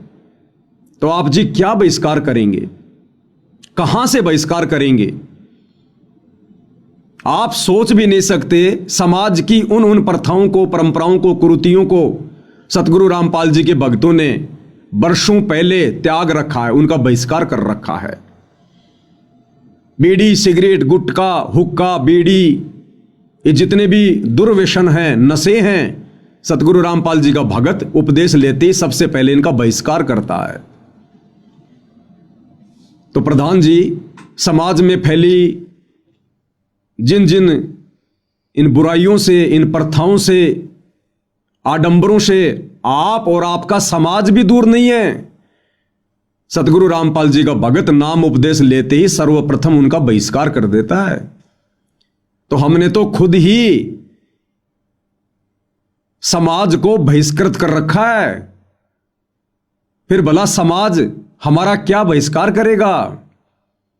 कभी ध्यान से संत जी के प्रवचन सुनिए, सत्संग सुनिए, उनकी नियम और मर्यादाओं के विषय में जानिए। जब प्रथम बार कोई संत रामपाल जी से उपदेश लेता है तो 21 नियम है। आपने ज्ञान गंगा पुस्तक पढ़ी होगी, अगर इन लोगों ने आपको दी होगी तो, आश्रम वालों ने, उसमें 21 सूत्रीय नियम है।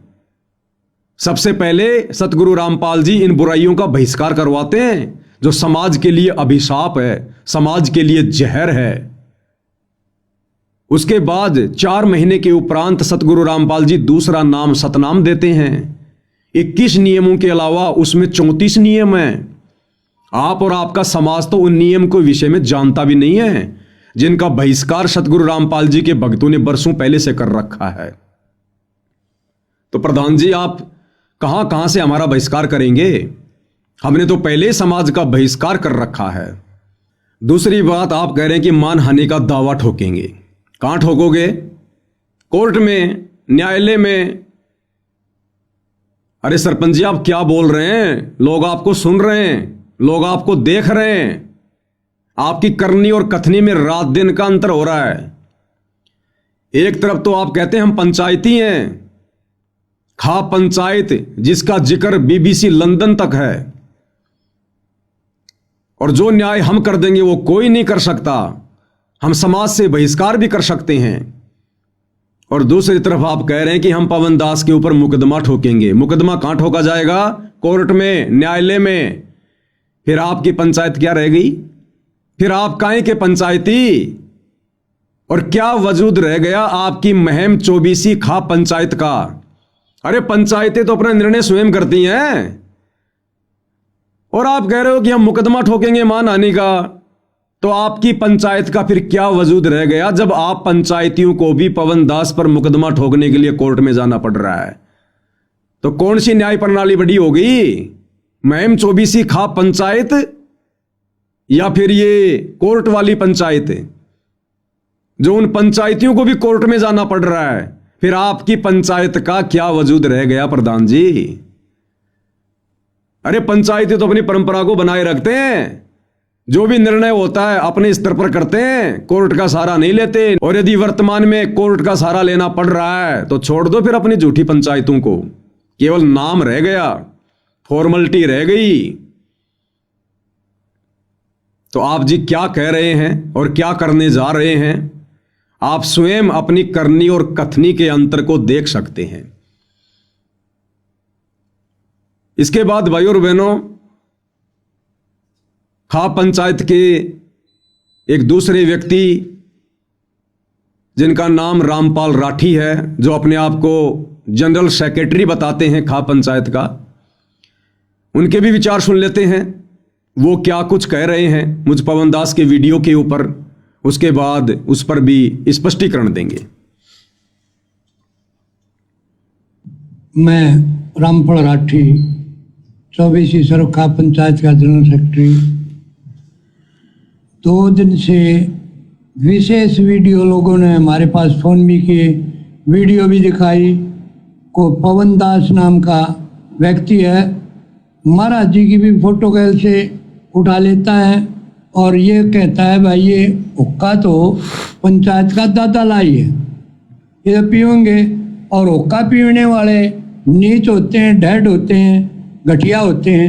इस प्रकार से जो उन्होंने बातें की हैं, ये 24वीं खाप जो है ऑल इंडिया क्या BBC लंदन तक इसकी चर्चाएं थी।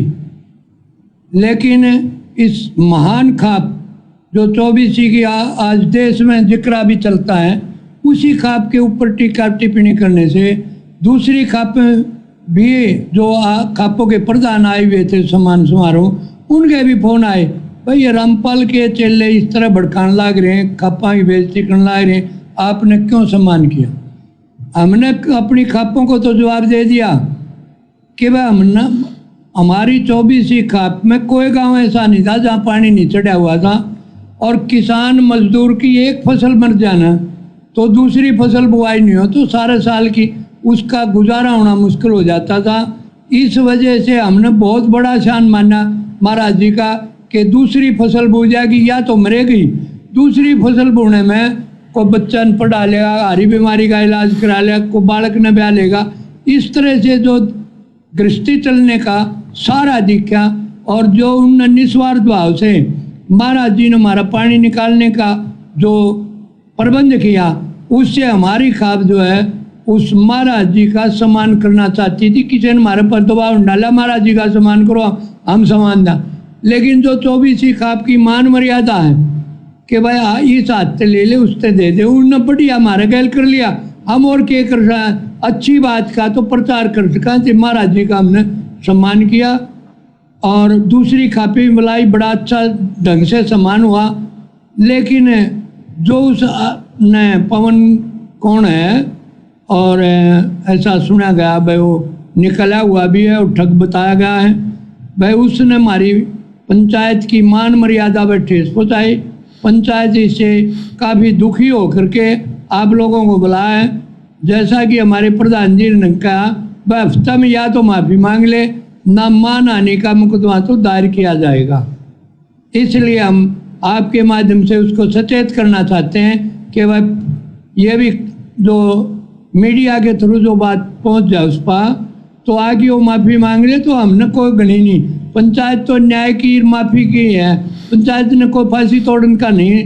भाई वो आगे माफ़ी मांग ले, अपनी गलती का एहसास कर ले, भाई मैंने गलती करी, और खाप की मान मर्यादा को मैं उसी प्रकार से सलाम करता हूँ, तो हमने कोई एतराज़ नहीं। रामपाल राठी जी, हुक्का पीने वालों की काहे की गरिमा और काहे की मान मर्यादा? सतगुरु रामपाल जी ने तो धज्जियां उड़ा रखी हुक्का पीने वालों की। अभी आपने वीडियो देख लिया होगा, उन्होंने खुद हुक्का पीने वालों को ढेड आदमी की संज्ञा दी है, नीच आदमी की संज्ञा दी है, काफिर का काफिर। तो बताइए काहे की मान मर्यादा, काहे की इज्जत, काहे की शोहरत? सतगुरु रामपाल जी के इतने विचार सुनकर, उनके सत्संग सुनकर जो आपको सुनाए गए हैं कि हुक्का कितना खतरनाक है मनुष्य शरीर के लिए, हुक्का कितना बड़ा बाधक है मोक्ष प्राप्ति के मार्ग में, अनमोल मनुष्य जीवन को कैसे हुक्का बर्बाद करता है, उसके बाद भी आप जी मान मर्यादा को लेकर बैठे हुए हैं। विचार करना होगा, विचार। रही बात माफी मांगने की, तो माफी मांगना कोई बड़ी बात नहीं है, लेकिन जबरदस्ती माफी मांगना भी परमात्मा का दोषी बनना है। जबरदस्ती माफी मांगना भी परमात्मा के विधान अनुसार दोषी बनना है। मैंने ऐसा कोई शब्द, ऐसा कोई भी कार्य नहीं किया है जो मुझे माफी मांगने पर विवश करे, मजबूर करे। मैंने जो भी शब्द प्रयोग किए हैं परमात्मा के भक्ति विधान अनुसार किए हैं, जो बिल्कुल सत्य है। हुक्का पीने वाला ढेड आदमी है तो है, हुक्का पीने वाला सुअर की योनि से आया है तो आया है। हुक्के पीने वाले को परमात्मा ने काफिर कहा तो मैंने भी कहा, उन्होंने ढेड कहा, नीच कहा तो मैंने भी कहा। मैंने वही कहा जो मुझे मेरे गुरुदेव ने बताया, समझाया, कहने के लिए खड़ा किया। तो बताइए फिर माफी किस बात की? ये माफी तो आप लोगों को मांगनी चाहिए, खाप पंचायत वालों को मांगनी चाहिए, जो ये ढेर कर्म कर रहे हैं, नीच कर्म कर रहे हैं।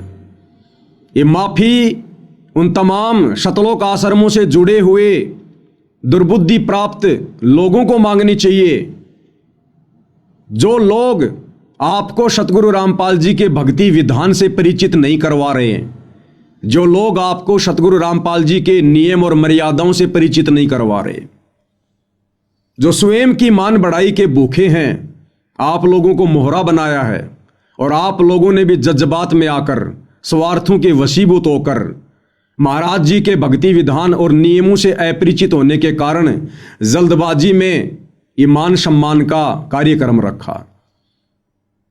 तो भी परमात्मा के दोषी आप हैं, ये सतलोक आश्रम वाले हैं।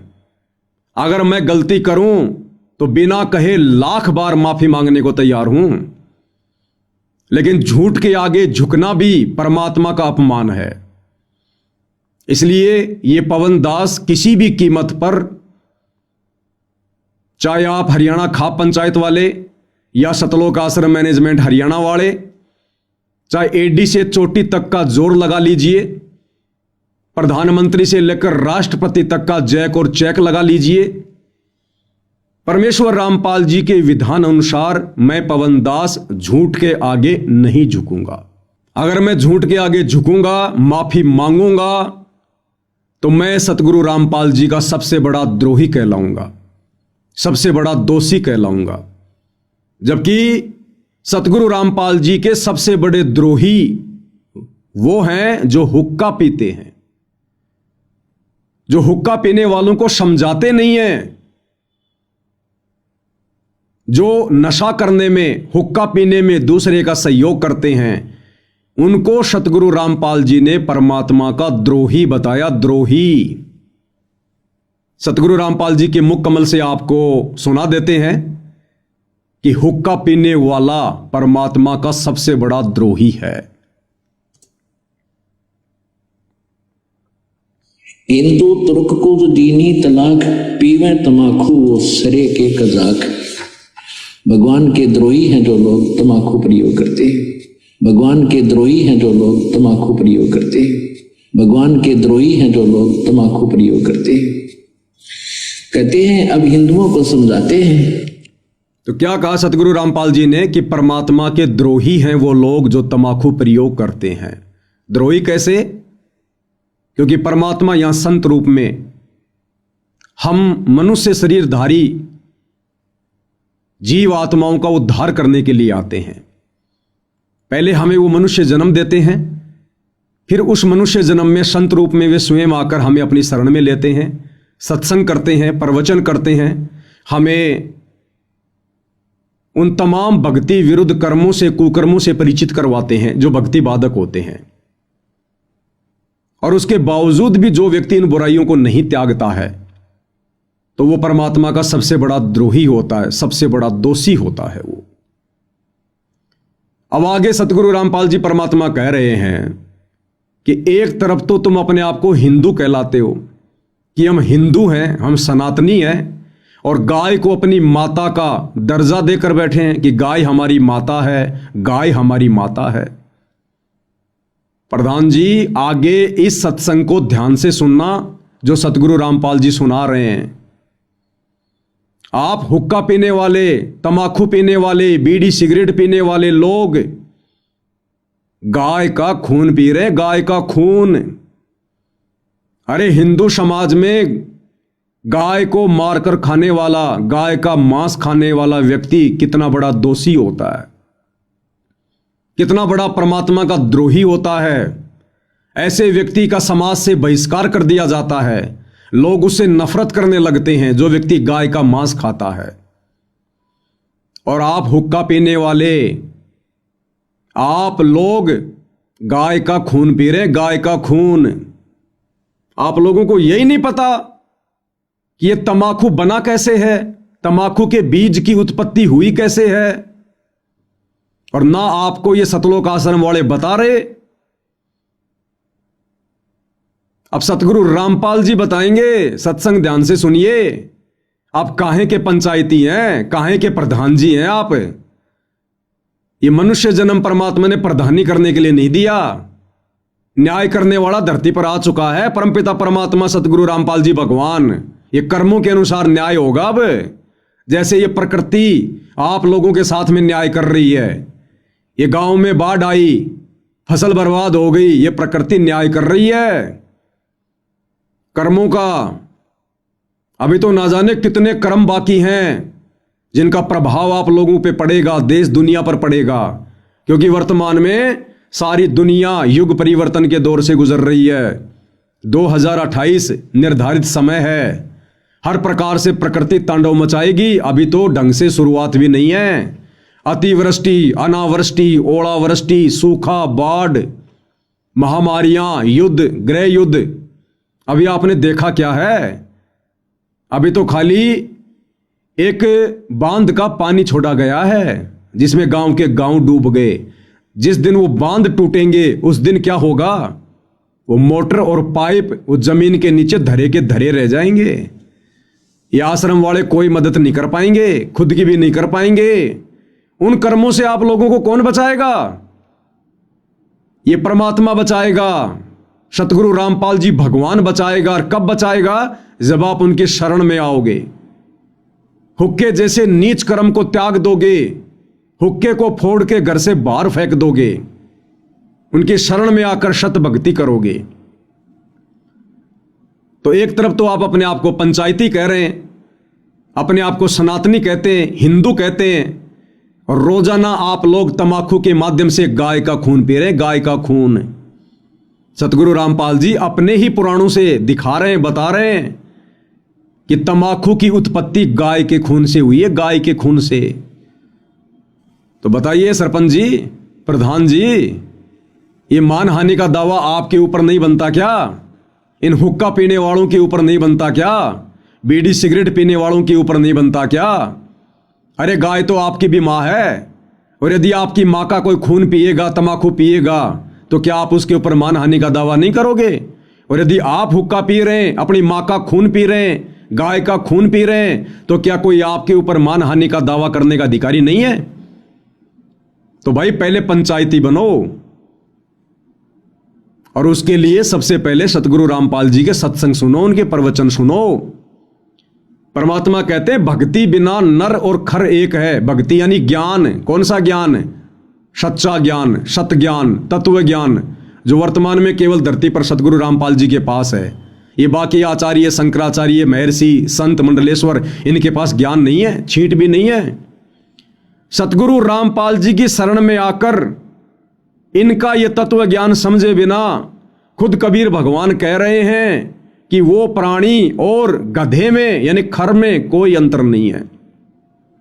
तो जब तक भाई इस देश दुनिया का कोई भी व्यक्ति, जिसमें राजा भी आ गया, जिसमें प्रजा भी आ गई, जिसमें आप प्रधान जी भी आ गए, सब आ गए, जो व्यक्ति सतगुरु रामपाल जी से उपदेश लेकर सत भक्ति नहीं करता है, उसको सतगुरु रामपाल जी ने, कबीर भगवान ने गधे की श्रेणी में लिया। गधे की श्रेणी में। भक्ति बिना नर और खर एक हैं, जिन हरि पद नहीं जाण्या, पूर्ण ब्रह्म की परख नहीं रे, पूज मरे पाषाणा। इन पत्थर पूजने वालों को सतगुरु रामपाल जी ने गधे की श्रेणी में रखा है, जो मनुष्य जन्म प्राप्त करके भी सच्चे सतगुरु के सत ज्ञान से वंचित रहकर और अंत में 84 लाख योनियों में गधे की योनि ही प्राप्त करेंगे। तो ऐसा व्यक्ति मनुष्य जन्म प्राप्त करके भी गधे की ही श्रेणी में है, जो व्यक्ति शास्त्र अनुकूल सत भक्ति सच्चे सतगुरु की शरण में आकर नहीं करता है। तो प्रधान जी, हुक्के को लेकर जो आप इतना बुरा मान गए, माफी मंगवा रहे हैं, मानहानि का केस ठोकने की बात कर रहे हैं, और आप क्या कर रहे हैं? आप तो गाय का खून पी रहे हैं, अपनी माँ का खून पी रहे हैं आप। अब ये ढेड़ कर्म नहीं, नीच कर्म नहीं तो और क्या है? तो सतगुरु रामपाल जी परमेश्वर क्या कह रहे हैं, इस कथा को ध्यान से सुनिएगा। और यह कथा ध्यान से सुनने के बाद मुझ पवन दास पर मानहानि का दावा ठोकने से पहले इन सतलोक आश्रमों में जाकर, और जो जो गणमान्य व्यक्ति इन आश्रमों में बैठे हुए हैं, जिनके साथ बैठकर आपने ये प्रेस कॉन्फ्रेंस की है, अमन गोदारा, चांद राठी, इन लोगों से पूछिए कि भाई आप लोगों ने हमें ये बातें पहले क्यों नहीं बताई कि महाराज जी ने हुक्का पीना 1.5 आदमियों का काम बताया है। तो पवन दास ने तो वही बताया जो महाराज जी ने बताया। तो सवाल करो इन लोगों से कि आप लोगों ने हमें पहले क्यों नहीं बताया। महाराज जी का मान सम्मान करने से पहले हम अपने इन अपवित्र हाथों से उस पवित्र महापुरुष की प्रतिमा का सम्मान ही ना करते। हम इंतजार करते उनका हिसार जेल से बाहर आने का, तब तक उनका ज्ञान सुनते, इन बुराइयों को छोड़ते और 1.5 की श्रेणी से एक व्यक्ति की श्रेणी में आते, एक इंसान की श्रेणी में आते। तो ये सवाल जवाब इन आश्रम वालों से करो जिनको इन सब बातों का पता है। ये सत्संग इन्होंने भी सुन रखे हैं, हमसे ज्यादा सुन रखे हैं, लेकिन ये वर्तमान में काल प्रेरित हैं, अहंकार वश हैं, मान बढ़ाई में फंसे हुए हैं। इनको मान सम्मान चाहिए, इनको चौधर चाहिए, इनको भक्ति और भगवान नहीं चाहिए। और ऐसे लोगों की कुसंगति आप करने लग गए, ये आपका दुर्भाग्य जो डायरेक्ट आपको ऐसे काल प्रेरित लोगों की कुसंगति मिल गई। अगर बचना है और बचाना है अपने परिवार को, मनुष्य जन्म को सफल करना है, तो सतगुरु रामपाल जी के कुछ महीने शांति से, धैर्यपूर्वक, निष्पक्ष भाव से सत्संग सुनिए। उसके बाद आपको पता चलेगा कि मान हानि का मुकदमा जो आप करने की सोच रहे हैं और पवन दास से माफी मंगवाने की सोच रहे हैं, ये माफी फिर सतगुरु रामपाल जी से आप लोगों ने मांगनी पड़ेगी। आप लोगों ने तो क्या कह रहे हैं सतगुरु रामपाल जी? हुक्का पीने वाले तो गाय का खून पी रहे हैं, गाय का खून। गऊ को माता की तुल्य मानते हो, बिल्कुल ठीक है। क्योंकि कहते हैं जिसका हम दूध पीते हैं उसने मां कहते हैं। तो गाय का दूध पीते, पहले गाय ही होती थी, भैंस तो देखने भी नहीं थी अपने क्षेत्र में। तो कहते हैं जब गाय का दूध पीते हो तो मां के समान होगी, बिल्कुल ठीक है। तो तमाकू कैसे बना? कहते खून नाम खून का और तमा नाम गाय। तमाकू की परिभाषा बता रहे हैं सतगुरु रामपाल जी। हर शब्द की एक परिभाषा होती है, एक मीनिंग होता है। तंबाकू, खू नाम खून का, ये फारसी के शब्द हैं। खू नाम खून का और तमा नाम गाय। तमाकू, तमा यानी गाय और खू नाम है खून का, यानी गाय का खून। गाय के खून से तंबाकू की उत्पत्ति हुई है। ध्यान से सुनिएगा, ये फारसी का शब्द है। खू माने खून का, तमा नाम गाय, सौगंध 100 बार इसको ना खाए। तो एक राजा का साडू भगत था, ऋषि। एक दिन उस राजा का जो लड़की ब्याह रखी थी, उसने अपनी बहन को निमंत्रण भेज दिया कि हमारे घर आओ भोजन पर। ऋषि की पत्नी ने अपने पति से कहा कि मेरी बहन का संदेशा आया है, उनके यहां भोजन करने चलना है। ऋषि बोला कि रहने दे भगवान, इन अपने तो ठाड्डा का भीतर ना बढ़िया करते। एक समय एक ऊंट मर गया और एक गिद्दड़ जो है उस ऊंट ने खाता खाता अच्छा थोथा कर लिया अंदर से, और जो बाहर से चाम था वो सूख गया। और गिद्दड़ जो घना गैर अंदर चला गया वो बंद हो गया पाछे, तो चाम कति सूख कर खड़ंग हो रहा था, पड़ गया गिद्दड़, घना खुद गया और गादड़ भीतर रुक गया ना लकड़ा मारा चुकल की रोए। एक हफ्ते पाछे वर्षा होगी, वर्षा होने तक वो नरम हो गया चाम, वो गादड़ फिर मार के सिर निकला, कसूती स्पीड पे पकड़ रहा। तो साथी बोले रहा कित गया था? जो बोला वह गया कि था, एक अनुभव तो हो गया, बोला अपने तो बड्डे का भीतर नहीं पड़े। तो यहां ऋषि ने बहुत समझाया पर उसकी पत्नी मानी को ना, अक्के हो गए नु तो जाया करें, इस आके जुल्म कर रहा है नो सरों। तो बोला ले चलते, वो चले गए। अब राजा ने उसने 36 पकवान बना रखे, ये इधर उधर देख जरा बताओ भाई। अब ऋषि ने जैसा मन मार के खाया वो वापस आ गए। अब उसकी पत्नी बोली कि हमने बुलाना चाहिए, ये नो नाते गल है। अब हफ्ते 10 दिन महीने पीछे ऋषि की पत्नी बोली हमने बुलाना चाहिए। उसका पति बोला तो ठीक है, ले करता हूँ व्यवस्था। तो उसने, क्योंकि संत के भगत के पास कमाई होती है अपने भक्ति की, धर्म पुण्य की, तो उसने ऊपर स्वर्ग में अपनी सुरती लाई, टेलीफोन किया तो स्वर्ग से एक कामधेनु मंगा ली। कामधेनु गाय जो मनोकामना पूर्ण करती है।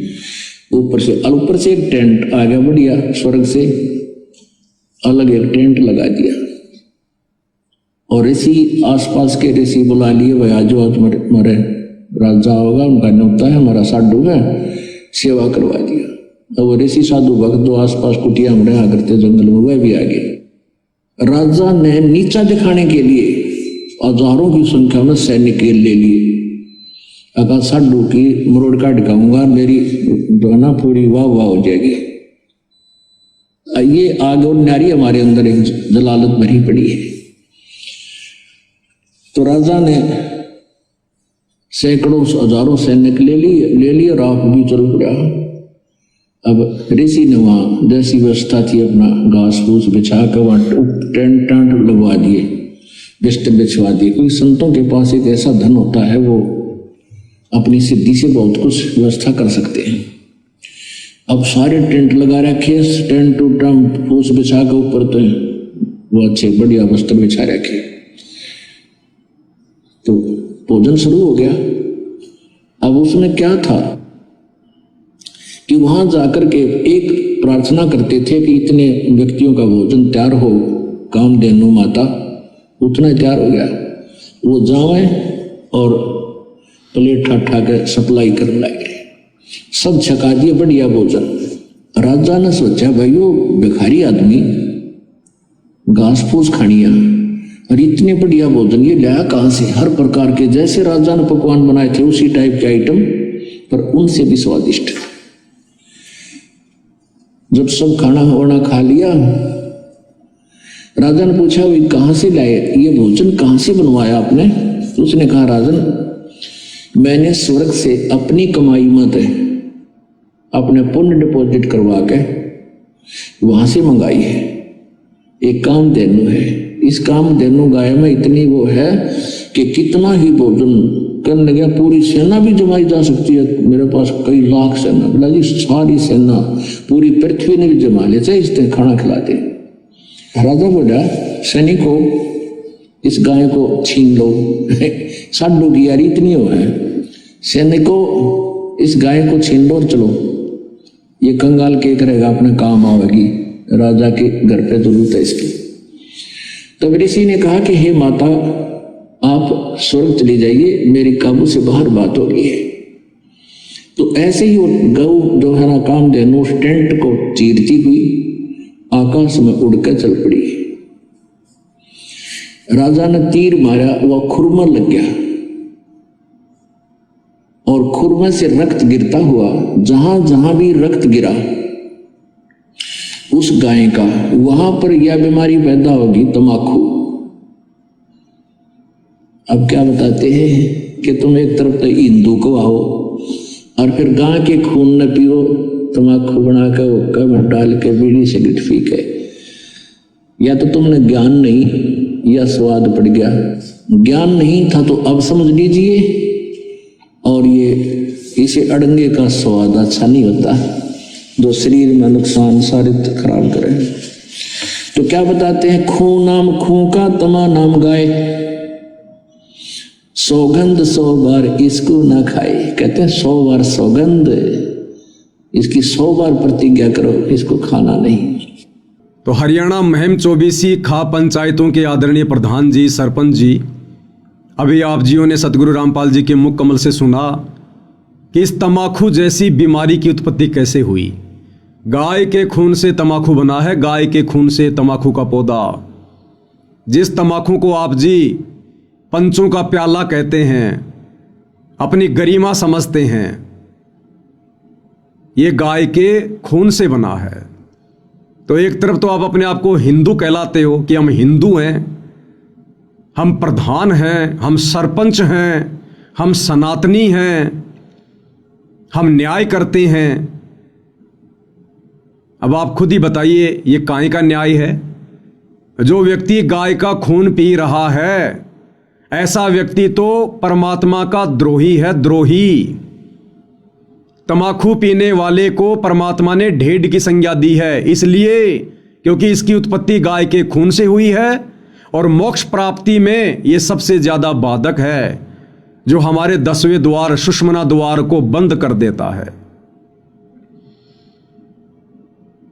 आप तमाम प्रधानों से, सरपंचों से, जिन जिन को मेरे द्वारा बनाए गए वीडियो से आपत्ति हुई है, आप सभी से विनती है, प्रार्थना है, आप तमाम लोग मेरे लिए आदरणीय हैं, सम्माननीय हैं। और ये वीडियो मैंने किसी राग द्वेष या ईर्ष्या के वशीभूत होकर नहीं बनाया है, क्योंकि सतगुरु रामपाल जी के सत भक्ति मार्ग में राग द्वेष और ईर्ष्या के लिए कोई जगह नहीं है। स्वयं सतगुरु रामपाल जी कहते हैं कि एक शत्रु एक मित्र है, भूल पड़ी रे प्राण, यम की नगरी जाएगा शब्द हमारा मान। और राग द्वेष बड़े रोग हैं, यम के पड़े जंजीर। राग द्वेष तो मुझ पवनदास को या साध संगति से जुड़े हुए मेरे किसी भी भगत भाई बहन को, इन शतलोक आश्रम वालों से भी नहीं है, सतगुरु रामपाल जी के नालायक बेटा बेटी भाई बंधु रिश्तेदारों से भी नहीं है, जो आए दिन भगत समाज की मर्यादाएं तुड़वाते रहते हैं, संत समाज से भक्ति विरुद्ध कर्म करवाते रहते हैं। राग द्वेष और ईर्ष्या तो हमें उनसे भी नहीं है, क्योंकि उनके कर्म अंत में उन्हीं को भोगने पड़ेंगे। और सच कहना कोई दोष नहीं है, इसलिए सच हम अंतिम श्वास तक कहेंगे। और हुक्का पीने वालों को जो ढेड व्यक्ति की श्रेणी में लिया गया है, नीच और काफिर व्यक्ति कहा गया है, ये सच है, परम सच है। स्वयं परमात्मा ने कहा है, सतगुरु रामपाल जी ने अपने मुख कमल से कहा है। तो माफी मांगने का तो यहां पर कोई सवाल ही पैदा नहीं होता है।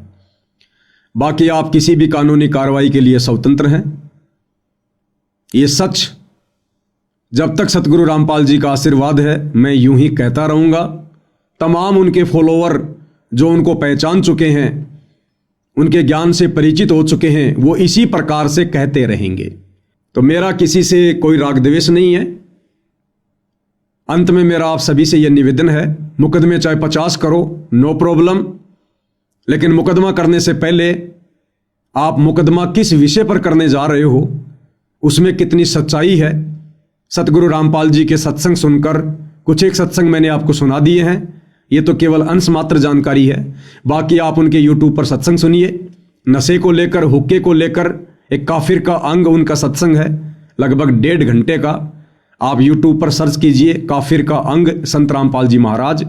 1 घंटा 40 मिनट का सत्संग होगा। उसमें नशे के ऊपर, तमाकू के ऊपर, मांस खाने वाले के ऊपर, शराब पीने वाले के ऊपर उन्होंने विशेष तौर पर स्पष्टीकरण दिया है। उसके बाद आप जी कोई कदम उठाना, अन्यथा आज आप खाप पंचायत के प्रधान जो मुझ पवनदास के ऊपर मानहानि का बेबुनियादी मुकदमा ठोकने जा रहे हैं, मेरा तो इस मुकदमे से कुछ भी नहीं बिगड़ेगा, कुछ भी नहीं बिगड़ेगा। पिछले 9 वर्षों से ये सतलोक आश्रम वाले ना जाने मेरे ऊपर कितने मुकदमे करवा चुके हैं, मुझे जेल करवा चुके हैं, हर प्रकार से मेरे साथ मार पिटाई करवा चुके हैं। धमकियों की तो गिनती नहीं, गालियों की तो बौछार कर रखी है। 9 साल से जब ये मेरा कुछ नहीं बिगाड़ पाए, बाल बाका नहीं कर पाए, तो प्रधानों आप क्या कर पाओगे? फिर भी आपको लगता है कि हम कुछ कर सकते हैं, तो आप जी अवश्य कीजिए। लेकिन आज आप जो ये बेबुनियादी मुकदमा करने जा रहे हैं, सतलोक आश्रम वालों की कुसंगति में पड़कर, उनके एहसानों के तले दबे होने के कारण और अपनी झूठी मान मर्यादा और गरिमा को बचाए रखने के लिए आने वाले दिनों में, आने वाले समय में इस झूठे मानहानि के मुकदमे के लिए आप सर्व उन तमाम खाप पंचायत के प्रधानों को, सरपंचों को, जो लोग इस मुकदमे में गवाह बनेंगे, इस मुकदमे को करने में सहयोगी बनेंगे, आप तमाम लोगों को सार्वजनिक तौर पर सतगुरु रामपाल जी से और मुझ पवन दास से माफी मांगनी पड़ेगी, आज नहीं तो कल, जब आप उनके भक्ति विधान से परिचित हो जाओगे। तो मुझ पवन दास की केवल इतनी विनती है, इतनी प्रार्थना है, परमेश्वर के विधान को, तंबाकू सेवन को लेकर, हुक्का पीने को लेकर आपके सामने मुझे रखना था। मैंने सतगुरु रामपाल जी के सत्संगों को आधार बनाकर आपके सामने रख दिया है। अब इसके बाद जो भी निर्णय है वो आपका है। मैंने ये वीडियो कोई भय में आकर नहीं बनाया है और ना हमें किसी प्रकार का कोई भय है, क्योंकि हमारे साथ में भगवान है, हम सच के साथ में हैं, और जिसके साथ में भगवान होता है, जो सच्ची राह पर होता है, दुनिया उससे डरा करती है, वो लोग दुनिया से नहीं डरा करते हैं। तो ये वीडियो मैंने एक बार जो पुनः बनाया है, ये आप लोगों को फिर से परमात्मा का दोही बनने से बचाने के लिए बनाया है। ये झूठा मानहानि का मुकदमा करके आप अपने और अधिक ये कर्म ना बिगाड़ो, ना फोड़ो। पहले से आप लोगों के इतने ये कर्म बिगड़े हुए हैं कि आप लोगों के ऊपर आपत्तियों पर आपत्ति आ रही है। ये गांव में बाढ़ आना, फसलें बर्बाद होना, इतना नुकसान होना, ये आपके कर्मों का परिणाम है। ऊपर से संत भक्तों के ऊपर झूठे मुकदमे, आप और अधिक अपने कर्म फोड़ोगे, कर्म बिगाड़ोगे। परिणाम तो फिर आने वाले समय में भुगतने पड़ेंगे। आज ये मेरा पहला वीडियो है। कल का वीडियो सतलोक आश्रम वालों के ऊपर होगा। वो सतलोक आश्रम वाले जो इस प्रेस कॉन्फ्रेंस में आप लोगों के साथ में बैठे हैं, जो आप लोगों को भड़का रहे हैं, आप लोगों को उकसा रहे हैं अपने धार्मिक धंधे के लिए कि पवन दास को जेल में करवा दिया जाएगा तो हमारा धार्मिक धंधा बढ़िया चलेगा, अच्छा चलेगा। संगत को कोई सच्चाई बताने वाले नहीं रहेंगे। जो जो व्यक्ति सच्चाई बताएं उनके ऊपर झूठे मुकदमे लगाकर जेल में डलवा दो। कितनी बार डलवाओगे, कितने मुकदमे लगवाओगे? हमें परमात्मा की शरण प्राप्त है, हमारे ऊपर परमात्मा का आशीर्वाद है। सच हम यूं ही कहेंगे, हमने झूठ बहुत कही, बेहिसाब की कही। कब तक? जब तक हमें सच का पता नहीं था, सच्चे सतगुरु की शरण प्राप्त नहीं थी। भाई अब तो हम झूठ को सामने लाने के लिए और सच को सर्व समाज के सामने रखने के लिए अपना सिर भी कटवाना अपना सबसे बड़ा सम्मान समझेंगे। फिर ये छोटे मोटे मुकदमे, भला इनकी तो बिसात ही क्या है, इनकी तो औकात ही क्या है। तो भाई और बहनों, आज के वीडियो में केवल मैं इतना ही कहना चाहूँगा। बाकी फिर अगला वीडियो इन सतलोक आश्रम वालों के ऊपर होगा। इन्होंने किस प्रकार से इन पंचायत वालों को सच्चाई से दूर रखा और किस प्रकार से ये लोग सच कहने से डर रहे हैं, इस विषय पर हम विशेष विश्लेषण उन सतलोक आश्रम वालों के इंटरव्यू को आधार बनाकर कि उन्होंने अपने मुख से क्या कुछ इस प्रेस कॉन्फ्रेंस में कहा है, आपके सामने रखेंगे, बताएंगे। तो आज के इस वीडियो में मुझ पवन दास की एक कोशिश थी, सतगुरु रामपाल जी के आशीर्वाद से, उनके ज्ञान आधार से आप तमाम हरियाणा खाप पंचायत के उन प्रधानों को, सरपंचों को जो अभी सतगुरु रामपाल जी के ज्ञान और उनकी शरण से दूर हैं, ये मेरा एक पहला प्रयास था। आगे भी मेरा ये प्रयास आप भक्ति से भटके हुए भाई बहनों को समझाने का जारी रहेगा। तो अगले वीडियो का इंतज़ार करें। आज के वीडियो में केवल इतना ही। परमेश्वर रामपाल जी का आशीर्वाद हम सभी के ऊपर इसी प्रकार से बना रहे। बंदी छोड़ सतगुरु रामपाल जी परमेश्वर जी की जय हो।